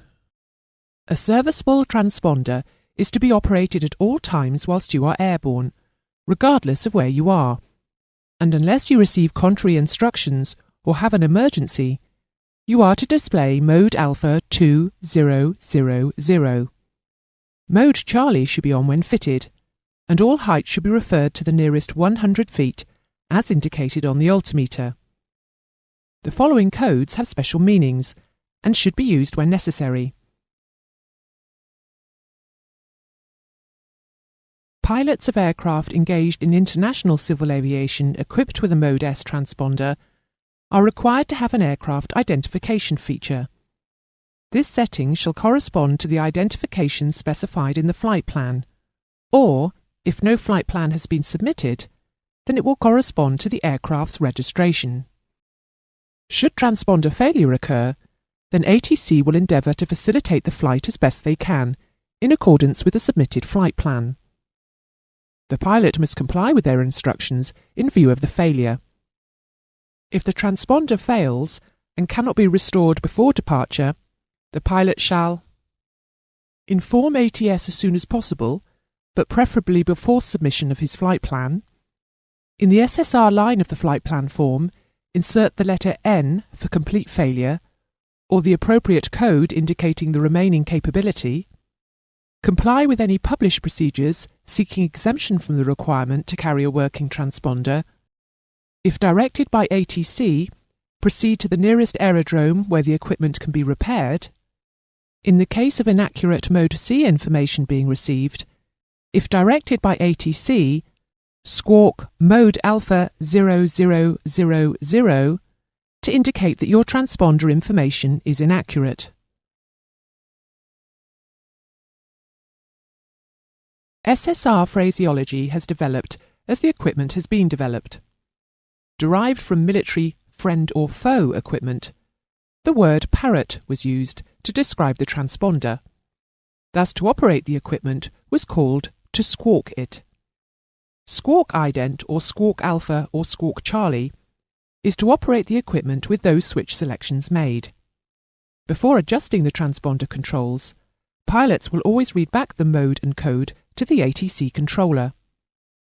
Information provided by the Airborne Collision Avoidance System, ACAS, is intended to assist pilots in the safe operation of the aeroplane by increasing their situational awareness. ACAS indications are designed to assist pilots in the active search for the visual acquisition of any conflicting traffic and the avoidance of collisions. The indications generated by ACAS shall be used as follows. Pilots shall not manoeuvre their aeroplanes in response to traffic advisories only.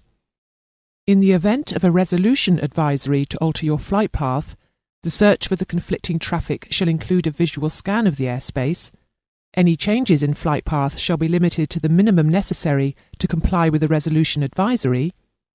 If a pilot deviates from an ATC instruction or clearance in response to an ACAS-generated resolution advisory, he is to promptly return to the terms of that instruction or clearance when the conflict is resolved. He is to notify ATC as soon as possible of the deviation, including its direction and when the deviation ended.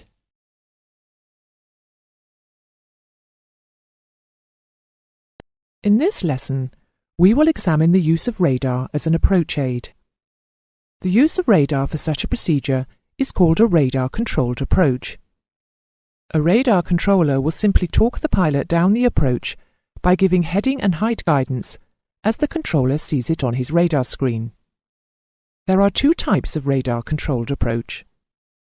The first is a precision approach and is called the Precision Approach Radar, or PAR, and the second, a non-precision approach, is called a surveillance radar approach, or SRA. In both cases, the radar controller provides radar-derived information to the pilot to permit the aircraft to be flown along a predefined track, and, in the case of precision approach radar, a defined glide path. For a surveillance radar approach, a recommended vertical profile or virtual glide path is published. If radar contact is lost for any significant period during the last 2 nautical miles of a radar approach, the pilot will be advised to carry out a missed approach procedure. The following are the general procedures applicable to both types of radar approach. Before a radar approach can be initiated, the pilot must be informed of the runway in use, the obstacle clearance height or altitude, the angle of the glide path and approximate rate of descent required to fly the approach, the loss of radio procedure. If, for any reason, a radar approach service can no longer be offered, then the pilot is to be immediately informed. The aircraft may continue the approach if a non-radar procedure or visual approach can be achieved, but if this is not the case, then the approach must be terminated and a missed approach procedure executed.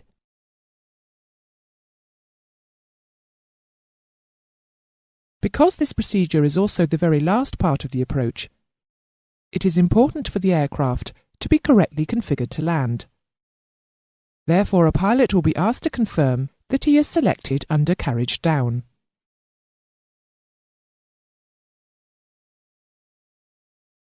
A radar controller is required to notify the aerodrome controller when an aircraft making a radar approach is approximately 8 nautical miles from touchdown.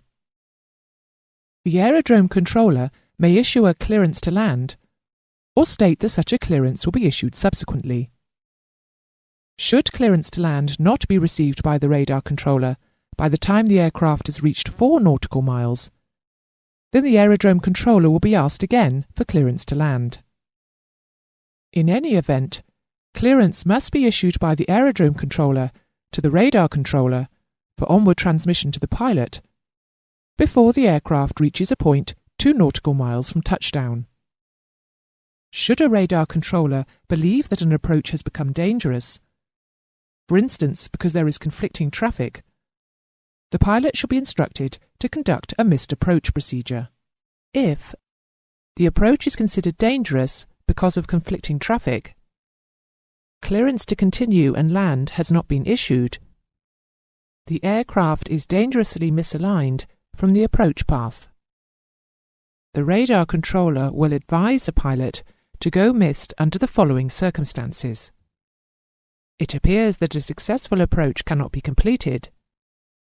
The aircraft is not visible on the situation display for a significant period after it has reached 2 nautical miles.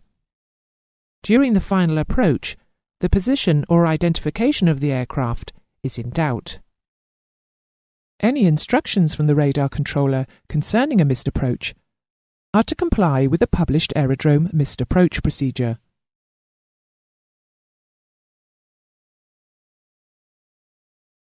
We will examine the precision approach radar first.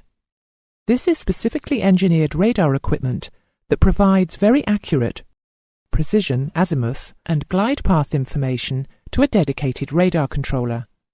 Whilst providing a PAR service, the controller will be engaged in providing the service to one aircraft and will not have any other duty. The pilot will be passed azimuth, right or left of track or heading information, and elevation, on, above, or below glide slope. This information is provided to ensure that the pilot can fly the aircraft along the predetermined flight path. The pilot should not respond to left or right of the centre line because the controller will direct any alterations in heading. However, it is his decision about deviations from the glide path.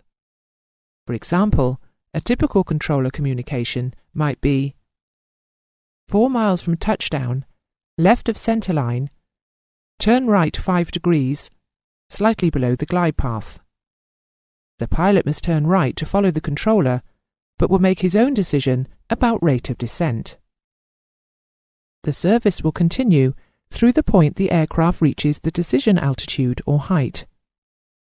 At OCAH, the pilot will be informed that radar service is terminated, although distance to touchdown and position relative to the ideal approach path should continue.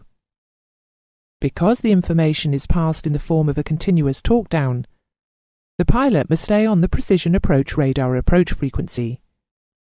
As we know, the radar controller is responsible for obtaining a landing clearance from the aerodrome controller.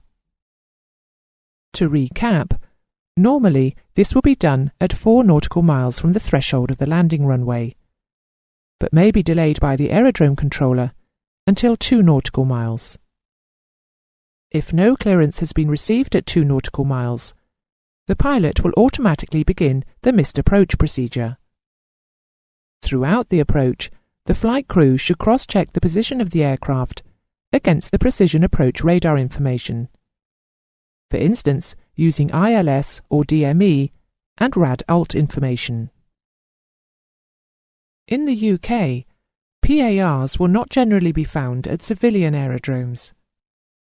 However, the new generation of PAR equipment is widely installed at military aerodromes. If you would like to hear an audio commentary of a precision approach radar procedure, click on the audio button on the bottom right-hand side of the screen. Click the Forward Continue arrow when you are ready to proceed to the next teaching point.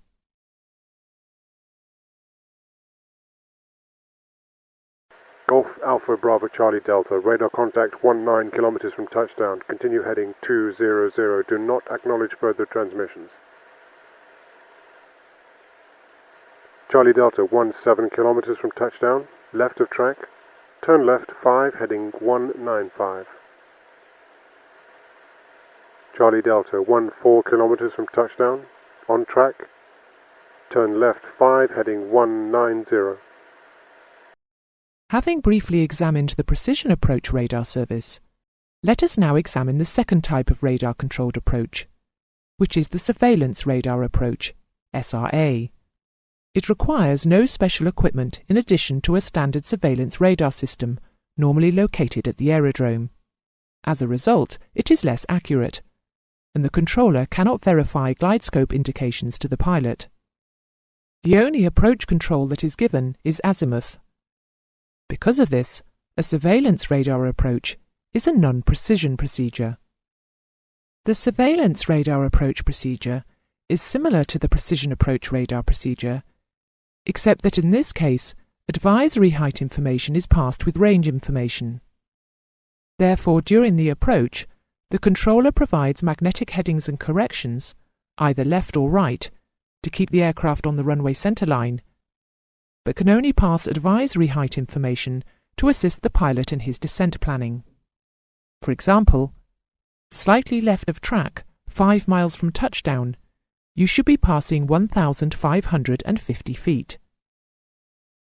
Like the PAR, the procedure will end at OCAH. However, the procedure will automatically terminate at the Radar Termination Range, RTR. This is the range at which the radar service will be automatically terminated. Typically, RTR2 is used, indicating that the radar service will be terminated at 2 nautical miles from the threshold of the landing runway. If the RTR is 2, distance information is passed, with advisory height information, every 1 nautical mile. If RTR1 is applicable, range and height information is passed every half a mile. As for precision approach radar, the radar controller will be responsible for obtaining a landing clearance from the aerodrome controller and passing it to the pilot.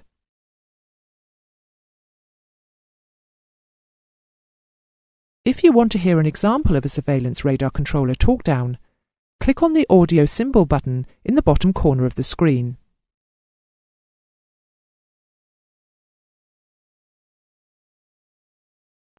Boxer 55, this will be a surveillance radar approach to runway 29 terminating at 2 miles from touchdown. Check your minima, step down flexes and missed approach point. Check wheels. Boxer 55 approaching 6 nautical miles from touchdown. Commence your descent now to maintain 3-degree glide slope. Do not reply to any further instructions. Slightly left of track, turn right 3 degrees, heading 292. Approaching 3 miles from touchdown, you should be passing 950 feet. Closing to final approach track, turn left 2 degrees, heading 290 to maintain. On track, heading 290. Boxer 55, surveillance radar approach completed. Contact tower 119.25. Today's air traffic services have evolved from the requirement for somebody to provide a basic service to airmen at aerodromes to computerized central control organizations with responsibility for vast areas of airspace utilizing global communication systems. With state-of-the-art systems to provide a service in ever-shrinking airspace caused by faster aeroplanes and increased aircraft density, the fundamentals of the service have remained the same. To provide an air traffic service to pilots in the air, to provide a flight information and alerting service, to control the crash or rescue services on an aerodrome, to control the vehicular traffic on the ground of an aerodrome, to ensure the aerodrome is fit for use. At the heart of any air traffic service is a communication system of global proportions, and includes telex systems, satellite communication systems, microwave systems, data link systems, digital data transmission systems, and voice systems, or radio VHF, UHF, and HF. Annex 11, Air Traffic Services, and Document 4444, Procedures for Air Navigation Services, Air Traffic Management, PANS ATM, are the main reference documents regarding air traffic control. The overriding need for an air traffic service is to enhance safety. All aspects of the provision of an air traffic service are underwritten by the need to maintain, and where necessary improve, the quality of the service provided.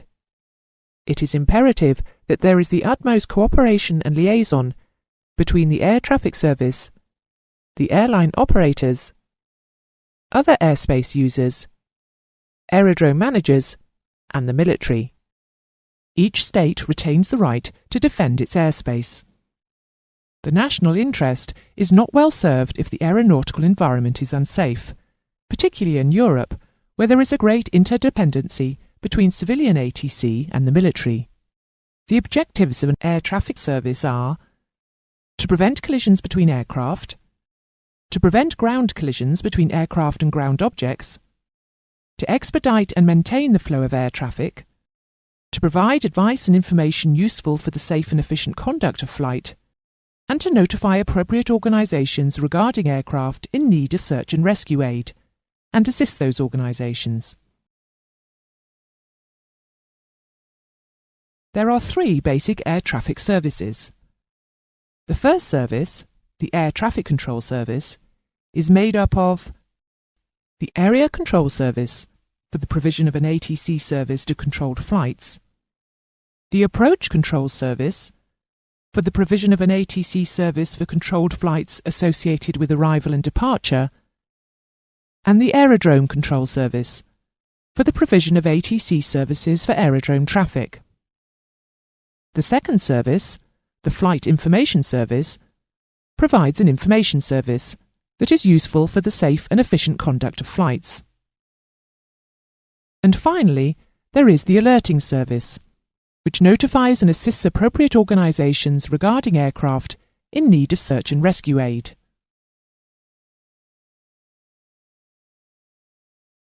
Flight information regions are defined as those portions of airspace where it is defined that a Flight Information Service, FIS, and Alerting Service will be provided. Control areas, CTAs, and control zones, CTRs, are defined as those portions of airspace where it has been determined that an air traffic control service will be provided to IFR flight. Where the service is provided to VFR flights, the airspace is classed as B, C, or D airspace. Where designated within a flight information region, control areas and control zones form part of that flight information region. Those aerodromes where an air traffic control service is provided to aerodrome traffic are designated controlled aerodromes. They will have a manned control tower.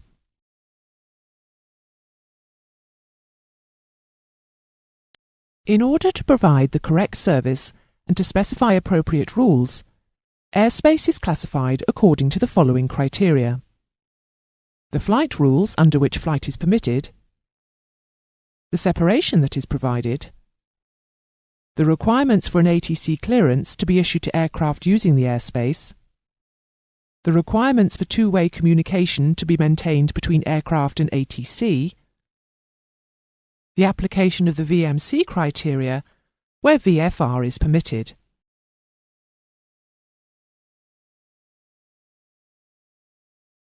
Consequently, ATS airspaces are classified as follows. Class A, IFR flights only. All flights are subject to ATC and are separated from each other.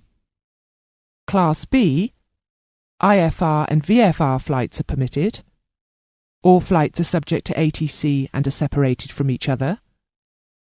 Class C, IFR and VFR flights are permitted and are subject to ATC.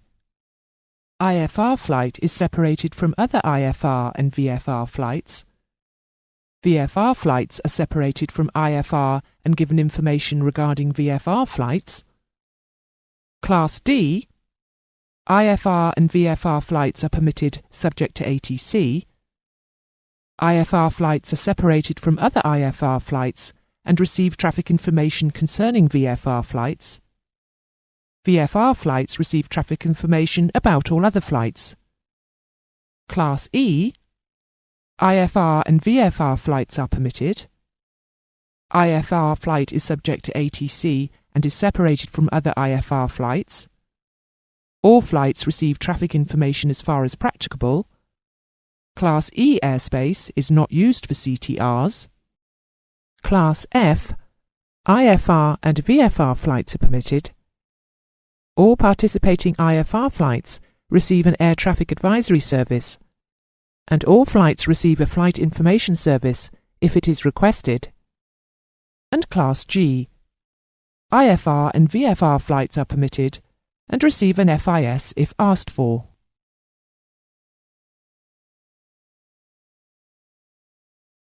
This table shows you the various restrictions that you must comply with when flying in the differing types of airspace.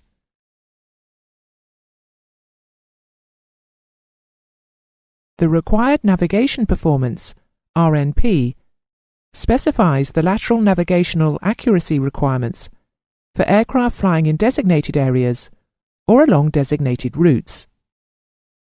The RNP type is a containment value expressed as a distance in nautical miles from the intended position within which flights would be for at least 95% of the total flying time.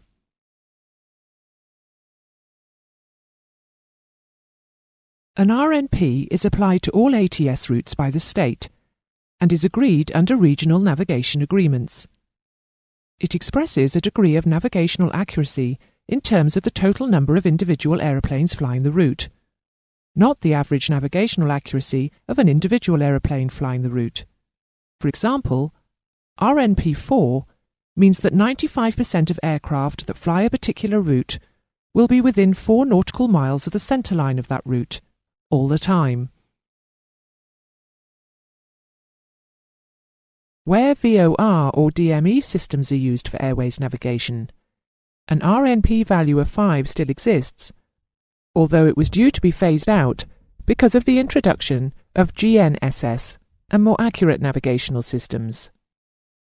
Radar permits RNP1 where GNSS systems theoretically allow a value of RNP 0.3.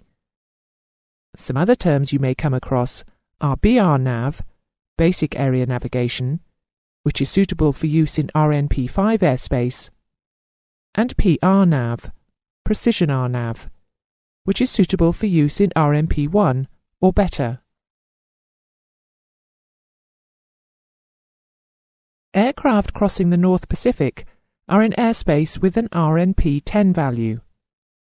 This means that aircraft flying the routes will be within 10 nautical miles of the plotted position for not less than 95% of the time. Airspace reserved for them must therefore be 10 nautical miles either side of the specified route. A safety buffer will be added, so the track spacing will look like this.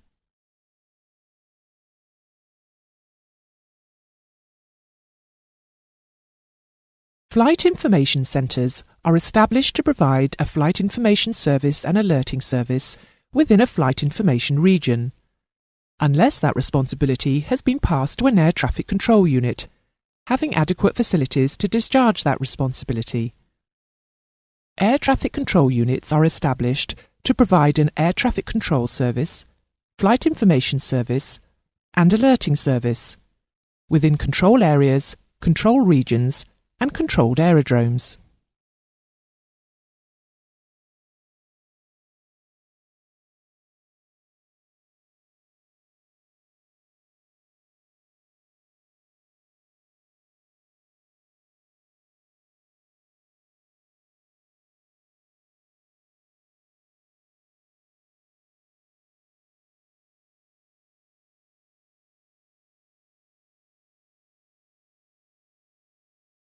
Flight information regions are delineated to cover the whole of the air route structure to be served by such, and the boundaries are normally agreed by common consent between two adjacent states. The FIR is to include all airspace within its lateral limits, except as limited by an Upper Flight Information Region, UIR. A state with extensive land mass or special air traffic requirements can organise its airspace to include more than one FIR, multiple FIRs, the boundaries between which are not necessarily international FIR boundaries. Control areas, CTAs, including all airways and terminal control areas, are set up to contain all the airspace required for the flight paths of IFR flights, for which an ATC service is required, taking into account the type of navigation aids normally used in that area. They are usually established in the vicinity of major aerodromes and at the confluence of airways. Linking corridors are also control areas. On charts, the lower limit of a CTA is expressed either as an altitude or flight level. However, this altitude or flight level must guarantee a minimum height of 200 metres. That is, 700 feet above ground level. ICAO recommends that, if this is more than 3,000 feet above mean sea level, the lower limit should be coincident with the VFR cruising level. The upper limit should also be an altitude or flight level coincident with the VFR cruising level. This time, however, it is not a recommended practice, but a standard. Airways, CTAs in the UK's lower airspace, have an upper limit of flight level 245, compliant with this ICAO standard.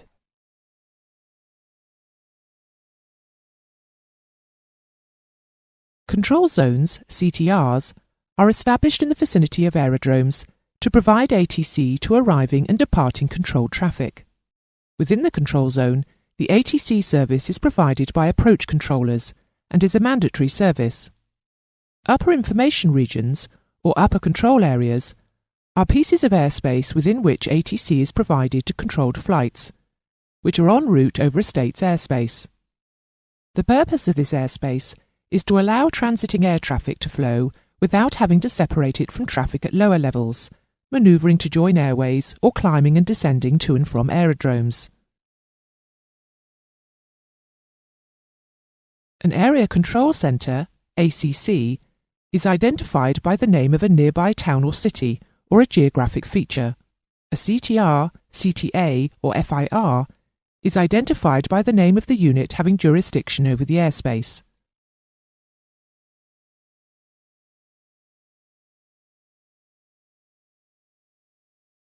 ATS routes are defined as routes that are designated for channelling the flow of air traffic as necessary for the provision of air traffic services. An air traffic service route is any predetermined flight path that allows aeroplanes to fly from point to point. They include airways, upper air routes, standard departure and arrival routes, low-level helicopter routes. When a route is established, a protected area all along it is set up, and safe spacing between adjacent routes is established. Airways are normally 10 nautical miles wide, but in areas where that may be navigationally difficult to achieve, they may be 20 nautical miles wide. In the UIR, the whole area is protected airspace, so airways do not exist, and navigation is by way of upper routes. The method by which aeroplanes arrive and depart at aerodromes are known as Standard Instrument Departures, SIDs, and Standard Instrument Arrivals, STARS, and these routes are also ATS routes. ATS routes are identified by their own designators. The purpose of this system of designators for ATS routes and RNP types is to allow both pilots and ATS to make unambiguous reference to any ATS route without the need to resort to the use of geographical coordinates or other means to describe it, to relate an ATS route to a particular vertical structure of the airspace, to indicate a required level of navigational performance accuracy. The designators themselves must be capable of identifying a route uniquely, avoiding redundancy, being used by both ground and airborne automated systems, allowing the utmost brevity, and expanding to allow for future requirements and/or change. The ATS route designators shall consist of one prefix and one additional letter. A maximum of 6 characters, but normally 5, is approved, and the basic designator shall be 1 letter and 1 number from 1 to 999. Route designator letters are illustrated here. A, B, G and R for routes which form part of the regional networks of ATS routes, L, M, N and P for area navigation routes which form part of the regional network of ATS routes, H, J, V and W for routes which do not form part of the regional network of ATS routes and are not area navigation routes, Q, T, Y and Z for area navigation routes which do not form part of the regional network of ATS routes.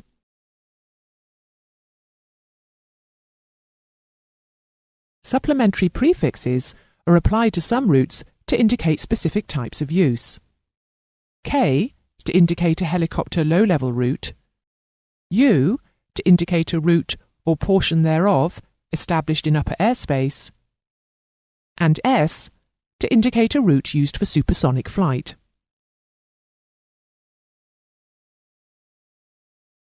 Supplementary suffixes are used to indicate the type of service provided or the turn performance required on the route in question in accordance with the following.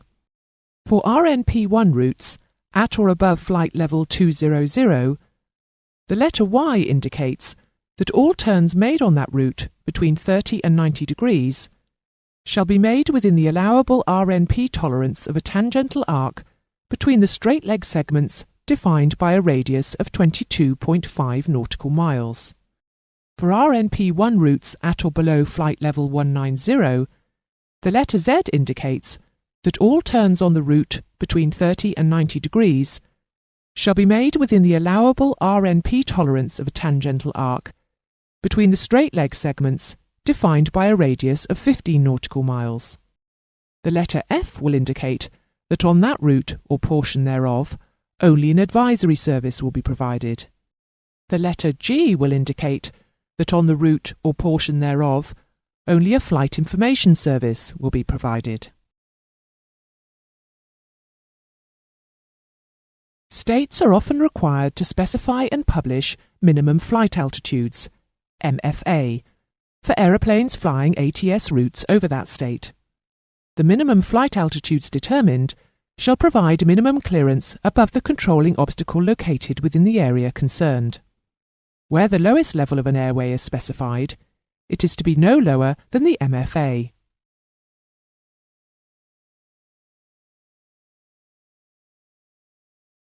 An aircraft known or believed to be in a state of emergency, including being subject to unlawful interference, shall be given maximum assistance, consideration and priority over other aircraft, as the circumstances require. To indicate that it is in a state of emergency, an aircraft equipped with an SSR might operate the equipment as follows. Mode Alpha Code 7700 or Mode Alpha Code 7500 to indicate hijack, or activate the appropriate emergency capability of the ADS, or transmit the appropriate message via the ATC data link CPD-LC.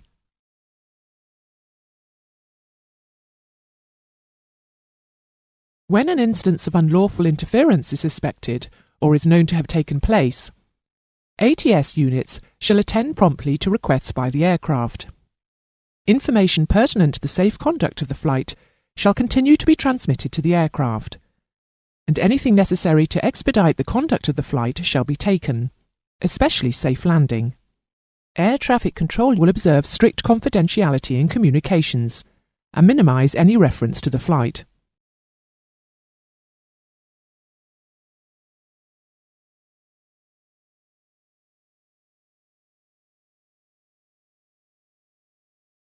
An air traffic control service is provided to all IFR flights, in Class A, B, C, D and E airspaces, to all VFR flights in Class B, C and D airspace, to all special VFR flights, to all aerodrome traffic at controlled aerodromes. There are three distinct parts to the air traffic control service that is provided to pilots. They are the Area Control Service, the Approach Control Service, and the Aerodrome Control Service. These three services can be provided by various air traffic units. Area Control Service can be provided by an Area Control Centre, ACC, or by the unit providing approach control service in a control zone or in a control area, which is designated primarily for the provision of approach control service. The approach control service can be provided by an approach control unit. However, when it is necessary or desirable, the functions of the approach control service can be combined with and provided by either an area control centre or an aerodrome control tower. Finally, the aerodrome control service is provided by an aerodrome control tower. In order to provide the required air traffic control service, an air traffic control unit is to be provided with information on the intended movement of each aircraft and current information on the actual progress of each aircraft, determine from the information received the positions of known aircraft relative to each other, issue clearances and information for the purpose of preventing collisions between aircraft under its control and of expediting and maintaining an orderly flow of traffic, coordinate clearance as necessary with other air traffic control units whenever flights might conflict with traffic controlled by other units, before transferring control of an aircraft to another air traffic control unit.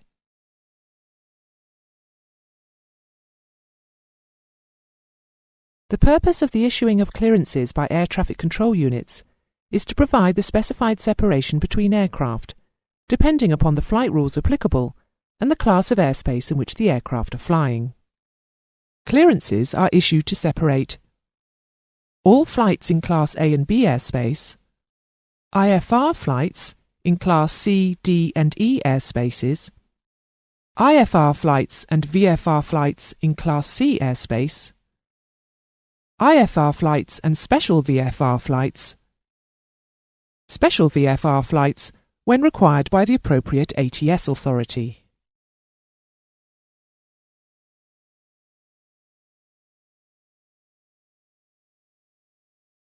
Within controlled airspace, the ATS service will make sure that all controlled flights are separated from each other to comply with the first requirement of the service, that is, to prevent collision. Separation can be achieved by vertical separation, horizontal separation, or a mixture of both, composite separation. Such separation is applied as a defined standard and is known as separation minima. Separation can also be introduced to achieve spacing between aircraft that may be affected by wake turbulence, and to facilitate timed arrivals and departures at aerodromes.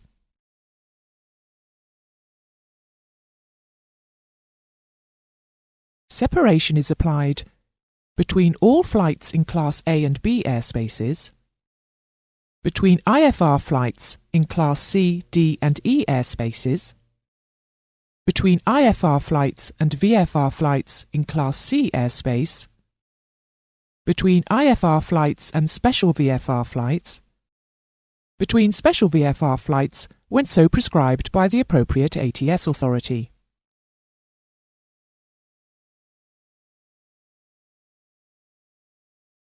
Air traffic controllers will not issue any clearance or instruction to execute a manoeuvre that would reduce spacing below the applicable separation minima. Should it be the case that an aircraft cannot maintain the standard separation minima required for normal navigation, usually in cases of emergency or unlawful interference, then a composite separation may be applied, where altitude and track separation of not less than half that specified in the normal standard is applied.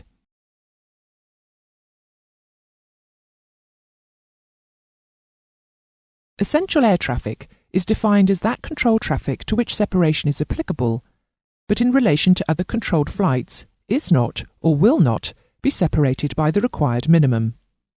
Essential traffic information is passed to all control flights when they constitute essential traffic to each other.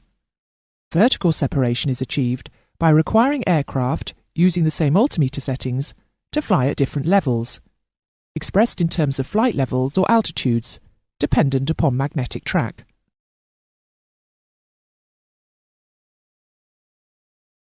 The vertical separation minimum, VSM, is a nominal 1,000 feet below flight level 290 and a nominal 2,000 feet at or above this level, and within designated airspace, subject to a regional air navigation agreement, a nominal 1,000 feet below flight level 410 or a higher level where so prescribed for use in special conditions, and then a nominal 2,000 feet at or above this level.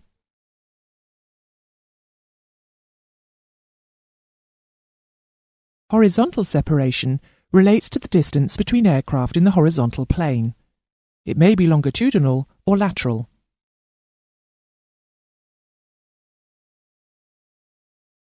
Lateral separation shall be applied so that the distance between those portions of the intended routes for which the aircraft are to be laterally separated is never less than an established distance that will account for navigational differences and a buffer zone.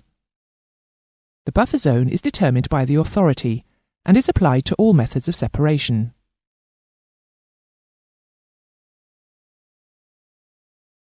Lateral separation of aircraft at the same level is obtained by visual observation, use of navigational aids, or the use of area navigation, RNAV, navigational equipment.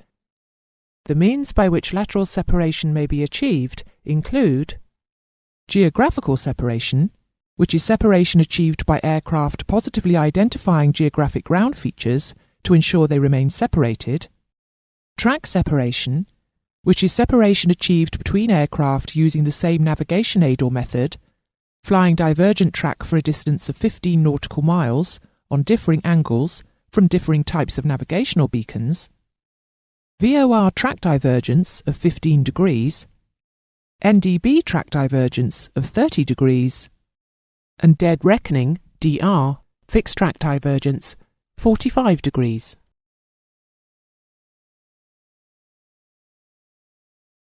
Should aircraft be using different navigational aids to derive separation, then the buffer zones must not overlap. For aircraft using area navigation, RNAV, within defined airspace, or whilst on parallel routes where RNP is specified, the lateral separation between aircraft flying using RNAV may be obtained by requiring those aircraft to fly the centre lines of the parallel tracks or ATS routes, spaced at a distance that ensures the protected airspace does not overlap.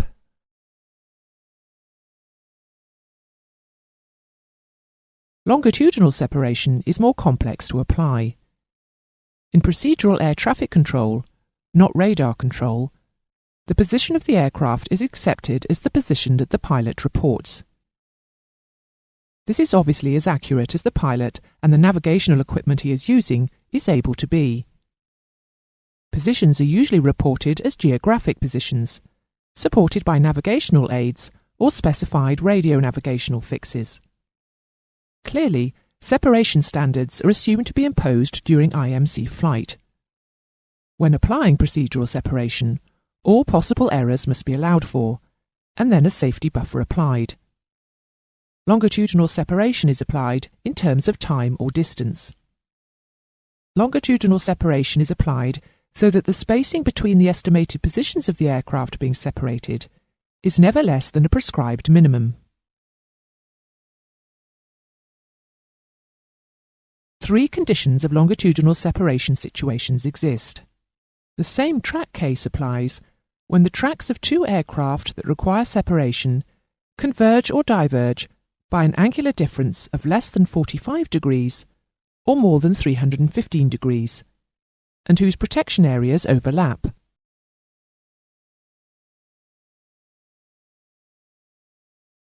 The reciprocal track case applies when the tracks of two aircraft requiring separation converge or diverge by an angular difference of more than 135 degrees but less than 225 degrees, and whose protection areas overlap.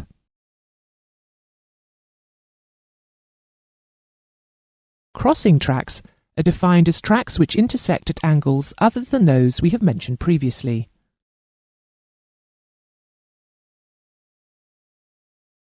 The ICAO separation standards are set out in the ICAO document 4444, Procedures for Air Navigation Services, Air Traffic Management, PANS ATM.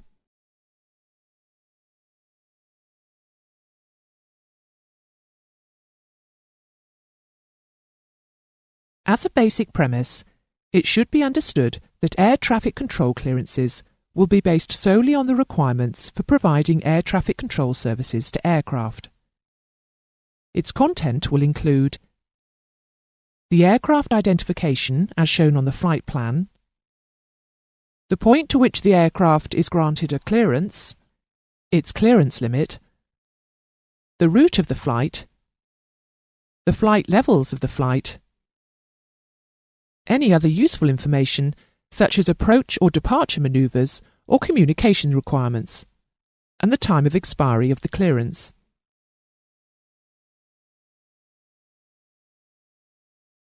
All ATC clearances are coordinated with each other, so that aircraft are provided with a service along the entire length of their routes, or specific portions thereof, in 4 differing ways.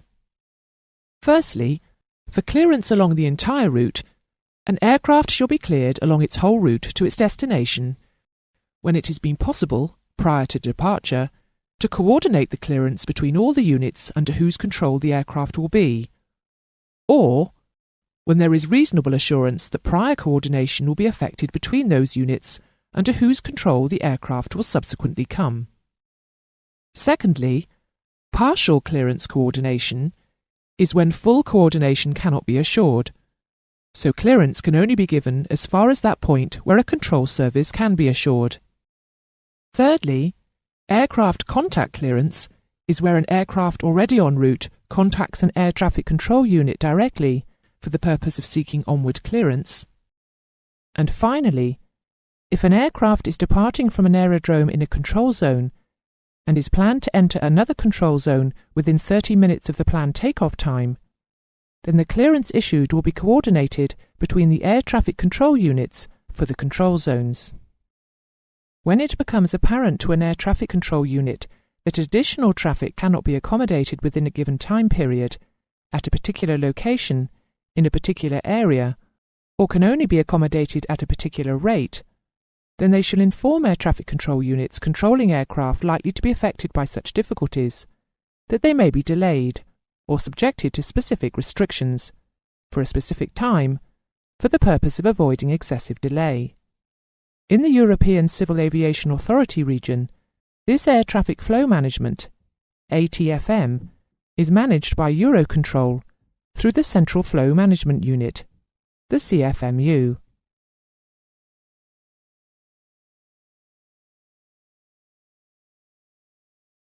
The movement of persons or vehicles, including towed aircraft on the manoeuvring area of an aerodrome, shall be controlled by the aerodrome control tower to avoid hazard to them or to aeroplanes landing, taking off or taxiing.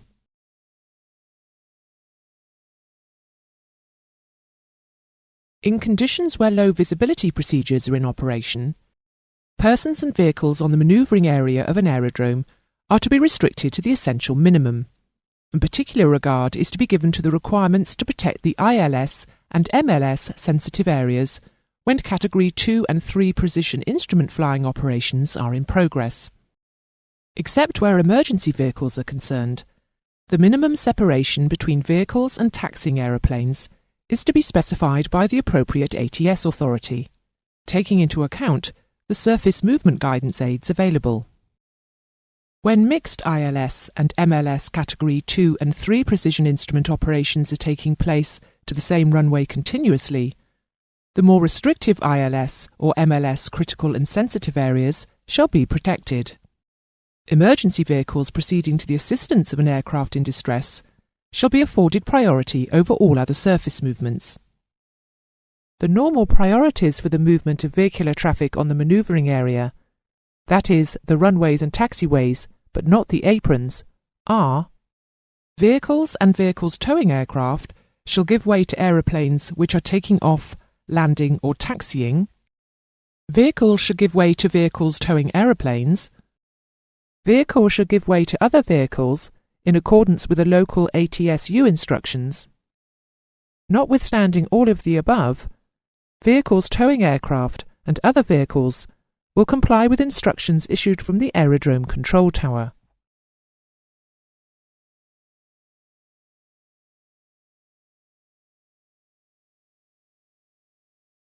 A flight information service is to be provided to all aircraft which are likely to be affected by that information, and which are provided with air traffic control service or otherwise known to the relevant air traffic service units. When an air traffic service unit provides both the flight information service and air traffic control service, the provision of air traffic control services shall have precedence over the provision of a flight information service. A flight information service includes the provision of pertinent information likely to affect safety, and specifically concerning SIGMET and AirMet, any volcanic activity, the atmospheric release of radioactive materials or toxic substances, changes in the serviceability of navigational aids, unmanned free balloons, changes in the conditions of aerodromes and associated facilities.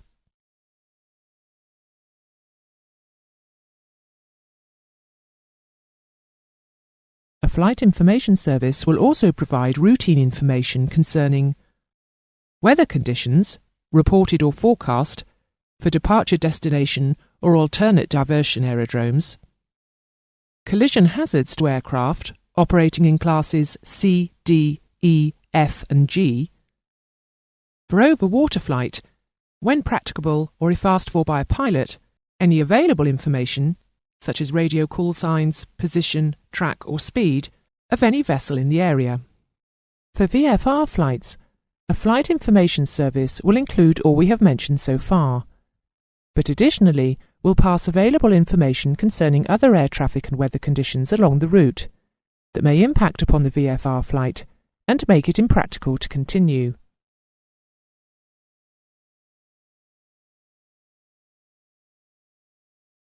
Traffic information broadcasts by aircraft, TIBAs, are used to supplement collision avoidance information when a flight information service is temporarily suspended or disrupted. TIBAs are broadcast on a designated frequency for specific periods under circumstances defined by air traffic control.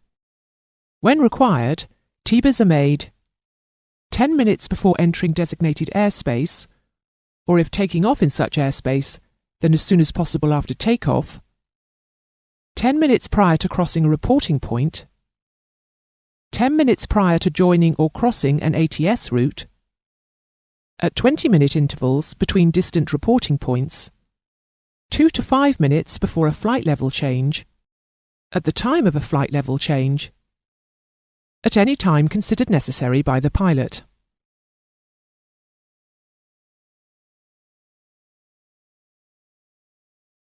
Operational flight information service broadcasts are made to provide integrated reports on the meteorological and operational issues concerning navigational aids and aerodromes.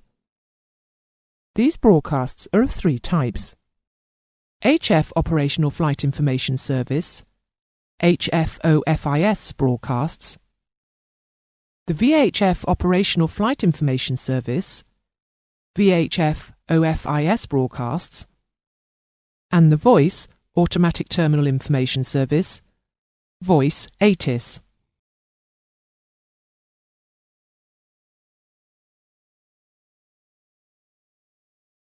Voice ATIS broadcasts are provided at aerodromes where there is a requirement to reduce the communications load on the ATS VHF air-ground communications channels.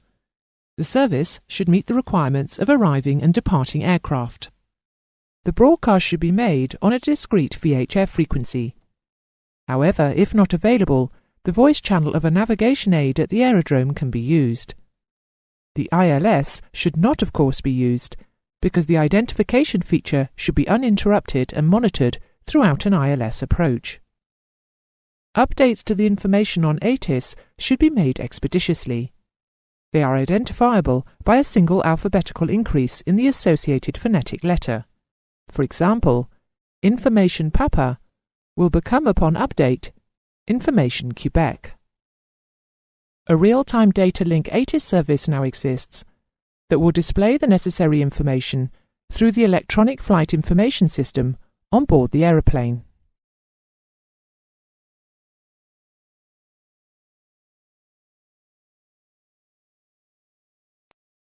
The provision of an alerting service is a requirement for all contracting states of the ICAO.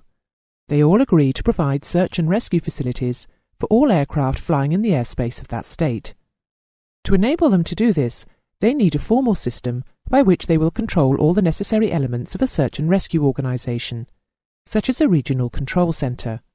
Such a system is known as the alerting service and is part of the air traffic service. Flight information centres, or area control centres, are required to provide the alerting service and ensure that aircraft in any emergency situation are given the assistance they need. The alerting service shall be provided for all aircraft provided with an air traffic control service, insofar as is possible to all other aircraft having filed a flight plan or otherwise known to the air traffic services, to any aircraft known or believed to be the subject of unlawful interference. In the event of an emergency happening to an aircraft whilst under the control of an aerodrome control tower or an approach control service, the unit is to immediately inform the Flight Information Centre or Area Control Centre for them to initiate response action. When the urgency of the situation requires an immediate response, then the local control unit will alert and take all necessary steps to set in motion the emergency service response. There are 3 phases of the alerting service. The uncertainty phase, in SURFA. Except where no doubt exists as to the safety of the aircraft and its occupants, the uncertainty phase is declared when no communications have been received from an aircraft for 30 minutes after the time communications should have been received, or an aircraft fails to arrive within 30 minutes of the estimated time of arrival as notified to or estimated at an ATSU.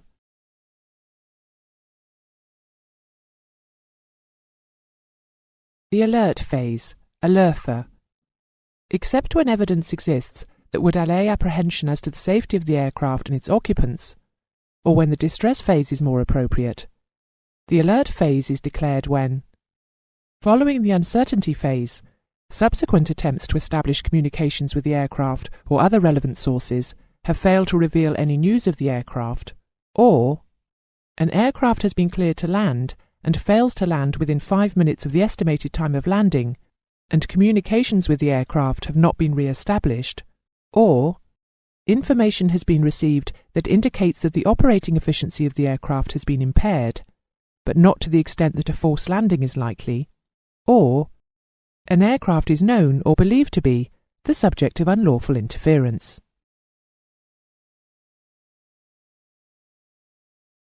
The distress phase, DITRESFA.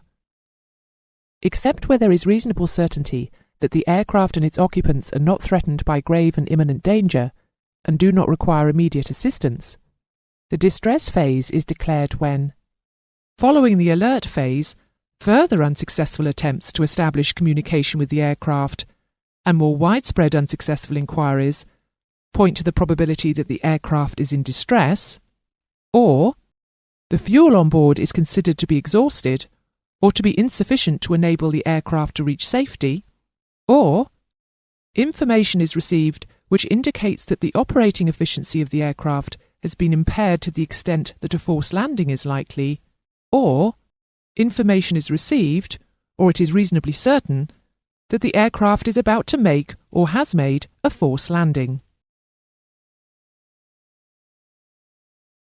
Information passed to the Rescue Coordinating Centre, RCC, by an alerting unit will include as much of the following as possible at the time: the uncertainty phase, the alert phase and the distress phase, as appropriate to the phase of emergency, agency and person calling, nature of emergency, significant information from the flight plan, unit which made last contact, at what time and on which frequency, last position reported and how it was determined, any action taken by the reporting office, aircraft colour and distinctive markings, any other pertinent information. If information is not immediately available and a distress phase is likely to follow, then the unit will continue to collect and pass on any missing information. Units are also to update rescue coordinating centres should the circumstances of any emergency change. When it is established that other aircraft may be in the vicinity of an emergency situation, they are to be informed of the nature of the incident.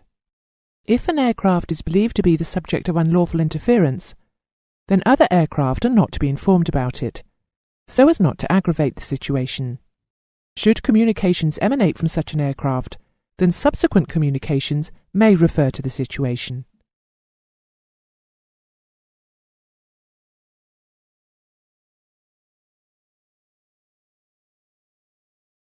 The Aeronautical Mobile Service is a radio telephony or data link method of communication for air traffic services. All air traffic service units are required to maintain a listening watch on the VHF emergency frequency of 121.5 MHz. All communications between pilots and controllers on this frequency are recorded and kept for not less than 14 days. For area control and approach control, two-way direct, rapid, continuous and static-free communication is provided. Aerodrome controllers are to be provided with the same facilities, although they do not need to extend beyond 25 nautical miles from the aerodrome. The Aeronautical Fixed Service is used for communications between air traffic service units and is normally a landline system for telephones and telex systems, but may also be a microwave or satellite link. Of course, modern digital communication systems are revolutionizing the speed and effectiveness of communications and allow for a much quicker global interaction, such as interactive radar systems or instantaneous transmission of flight plans.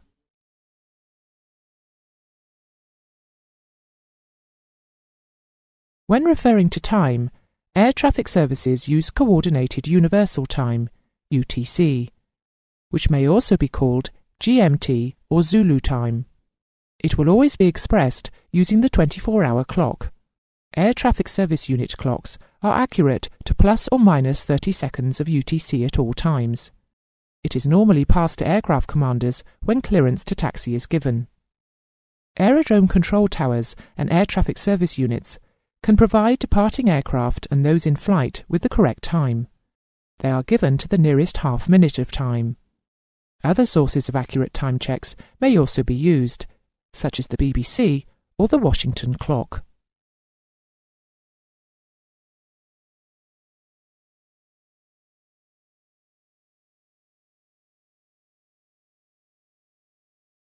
With over 70,000 aircraft in the air at any one time, all requiring air traffic services, it is not possible for them all to communicate their flight intentions to the controllers, since not only would the airways be even busier than they are, but it would give the controller little time to plan a traffic service to a particular aircraft.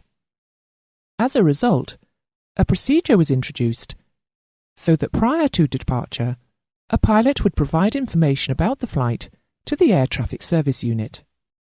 This procedure is called the flight plan. Flight plans detail specific information about the flight, like its registration, number of people on board, its route, equipment, and so on. This information, provided to the air traffic service unit prior to departure, will help the air traffic service unit maximize safety, airspace usage, and the flow management of traffic. However, there are certain procedures about flight plans that must be adhered to, and this lesson will aim to describe these procedures to you. Firstly, let us examine the procedures for submitting a flight plan. A flight plan can either be submitted before departure or in flight, depending on the circumstances. However, more commonly, a flight plan is submitted prior to departure, and if so, it should be made in person, by telephone, or any other means to the Air Traffic Services Reporting Office at the departure aerodrome. If no such unit exists at the departure aerodrome, the flight plan should be submitted to the unit serving the airspace surrounding the departure aerodrome. In other words, the first ATSU with whom the flight would normally expect to communicate. In normal circumstances, a flight plan should be submitted at least 1 hour before departure, but this can vary depending on certain circumstances. If a flight is planned to enter the oceanic control area or a flow management system, then the flight plan should be submitted not less than 3 hours before departure. In exceptional circumstances, air traffic control will accept a flight plan 30 minutes before departure, but the pilot in command must be prepared to accept whatever air traffic control can offer by way of a clearance. For a non-commercial, non-scheduled international flight, the flight plan is to be filed at least 2 hours before arrival.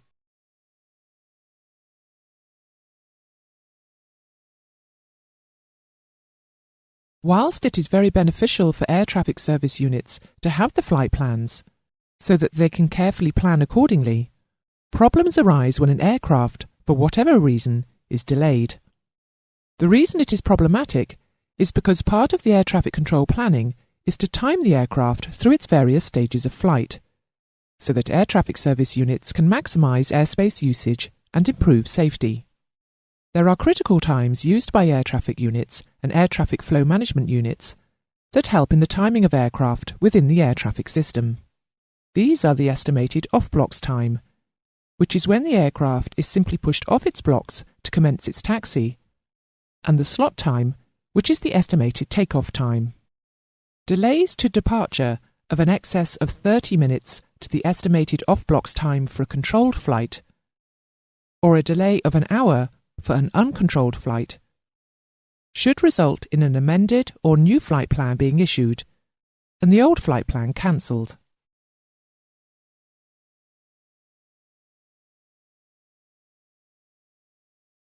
With as many as 9 regular flights from London to New York by British Airways every day, it seems a logical practice that for frequent pre-planned operations that reoccur with identical basic features may be exempted from the requirement to submit a separate flight plan for each individual flight. In such cases, a repetitive flight plan, or RPL, is used, thus eliminating the need to file a flight plan each time such flights are operated. Apart from the reductions in the number of flight plans required to be filed, the use of a repetitive flight plan offers a number of other advantages, such as a reduction of errors due to poor handwriting, an appreciable reduction in the work of operators and air traffic service units, and an appreciable reduction in the load on communication channels used between air traffic service units and between operators. There are some basic rules that you need to be aware of as to when a repetitive flight plan can be used by an operator.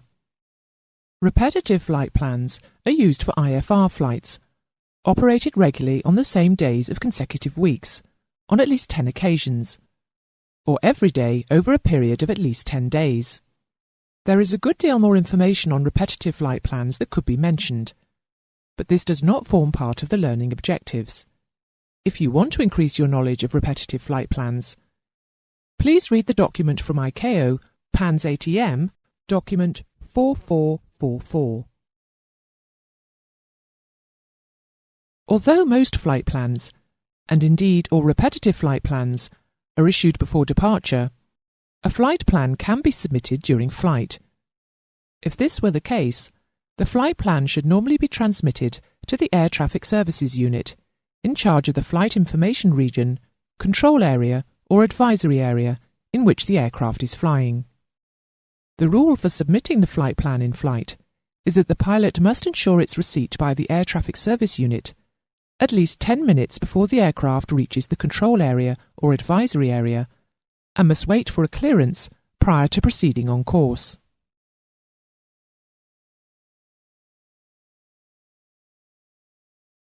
When an air traffic service unit receives a flight plan, before it can action the required service and plan accordingly for the aircraft concerned, the unit must check, firstly, that the flight plan complies with the agreed conventions, and secondly, for the flight plan completeness and accuracy. If any of this falls below the required standard, the unit must take action to make it acceptable, and indicate to the originator the change and subsequent approval and acceptance of the flight plan.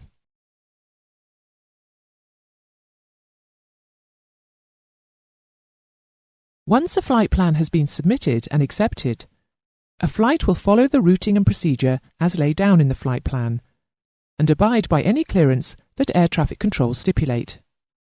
However, a pilot on an IFR flight plan may change to a VFR flight plan.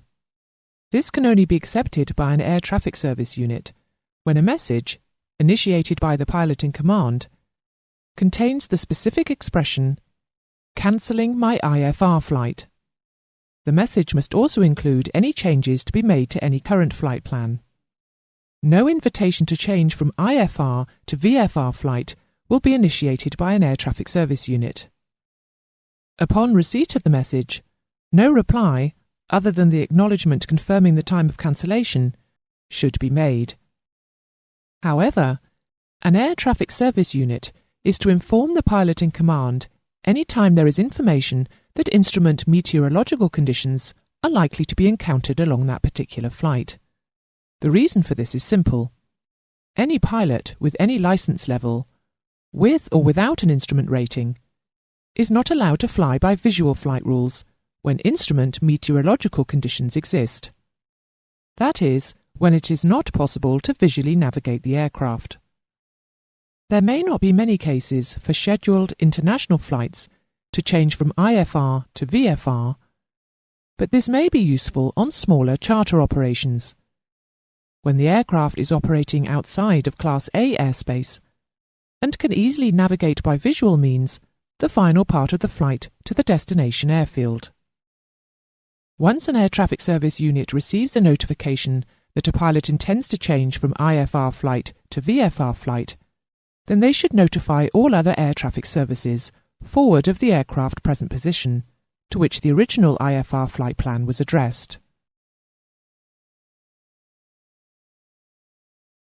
The last area to cover, regarding the procedures of flight plan in aiding air traffic management, is the closure of a flight plan. When an aircraft lands at its destination airfield, an arrival report must be completed. The receipt of this arrival report by the air traffic service unit closes the flight plan. Arrival reports shall be made in person, by radio, data link or telephone, immediately after landing, to the appropriate air traffic services unit at the aerodrome of arrival within 30 minutes of arrival.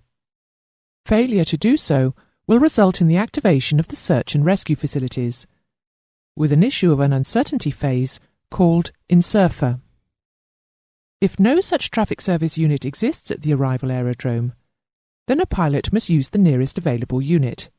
If neither of these are possible, then prior to landing, the pilot should inform by radio telephony the closure to the flight plan to the air traffic service unit within the serving flight information region. The arrival report must include the aircraft identification, departure aerodrome, destination aerodrome, and/or arrival aerodrome, and the time of arrival. In most cases, and certainly at controlled aerodromes, the air traffic service unit at the destination aerodrome will carry the task of completing and filing the arrival report. This is the end of the lesson on flight plans. Hopefully, you will now understand some of the more procedural elements of a flight plan and how they can assist in air traffic management.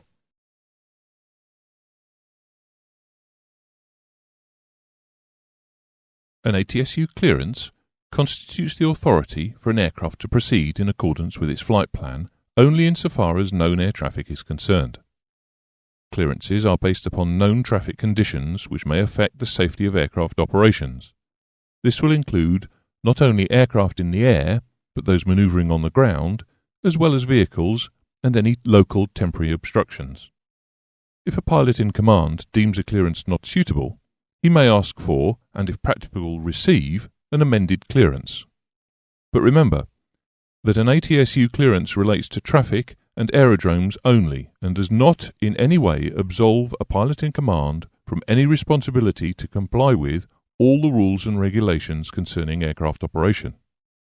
Air traffic control will issue such clearances as are necessary to meet the objective of collision prevention and the expedition and maintenance of an orderly flow of air traffic.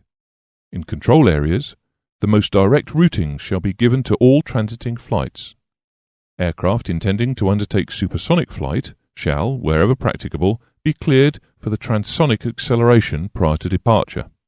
When it becomes apparent to an ATSU that the air traffic levels are in excess of that normally catered for in a given period of time, location or area, then the ATSU is to notify other ATSUs concerned.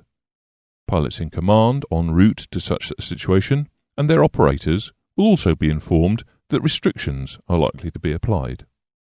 For flights in the vicinity of aerodromes, the vertical position of aircraft shall be expressed in terms of altitude at or below transition altitude. So remember, when ascending through the transition layer, vertical position is expressed in terms of flight level, and when descending, it is expressed in terms of altitude. After approach clearance has been issued and the descent to land commenced, the vertical position of the aircraft above the transition level may be expressed by reference to QNH-based altitude, provided that level flight is not anticipated. Primarily applicable to turbine-engined aeroplanes, for which it is well suited, a continuous descent uninterrupted from a high level is desirable. When an aircraft, which has been given a clearance as number 1 to land, is completing its approach using QFE, the vertical position of the aircraft shall be expressed in terms of height above aerodrome elevation. However, vertical position shall be expressed in terms of height above the runway threshold elevation, for instrument runways if the threshold is 7 feet or more below aerodrome elevation, and for precision approach runways.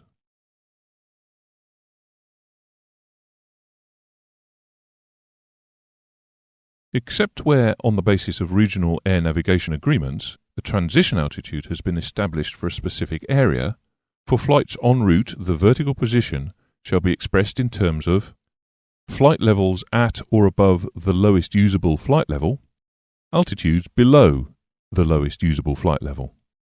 Aerodrome and approach controls shall establish the transition level to be used in the vicinity of the aerodrome concerned. This is particularly important if aerodromes are closely located. It is the responsibility of air traffic units to at all times have available for transmission to aircraft in flight, on request, the information required to be able to determine the lowest flight level which will provide adequate terrain clearance on routes and segments of routes for which such information is required. Sufficient area QNH or forecast QNH shall be available to all aircraft on request that covers the flight information regions that they are responsible for. The transition level shall be included in approach clearances when prescribed or as requested by the pilot. The QNH setting shall be included in every approach clearance or clearance to enter the traffic circuit. It shall also be passed to aircraft about to taxi unless they are known to already have it. It shall additionally be provided on request. Remember that where reference is made to aerodrome elevation, QFE shall also be provided.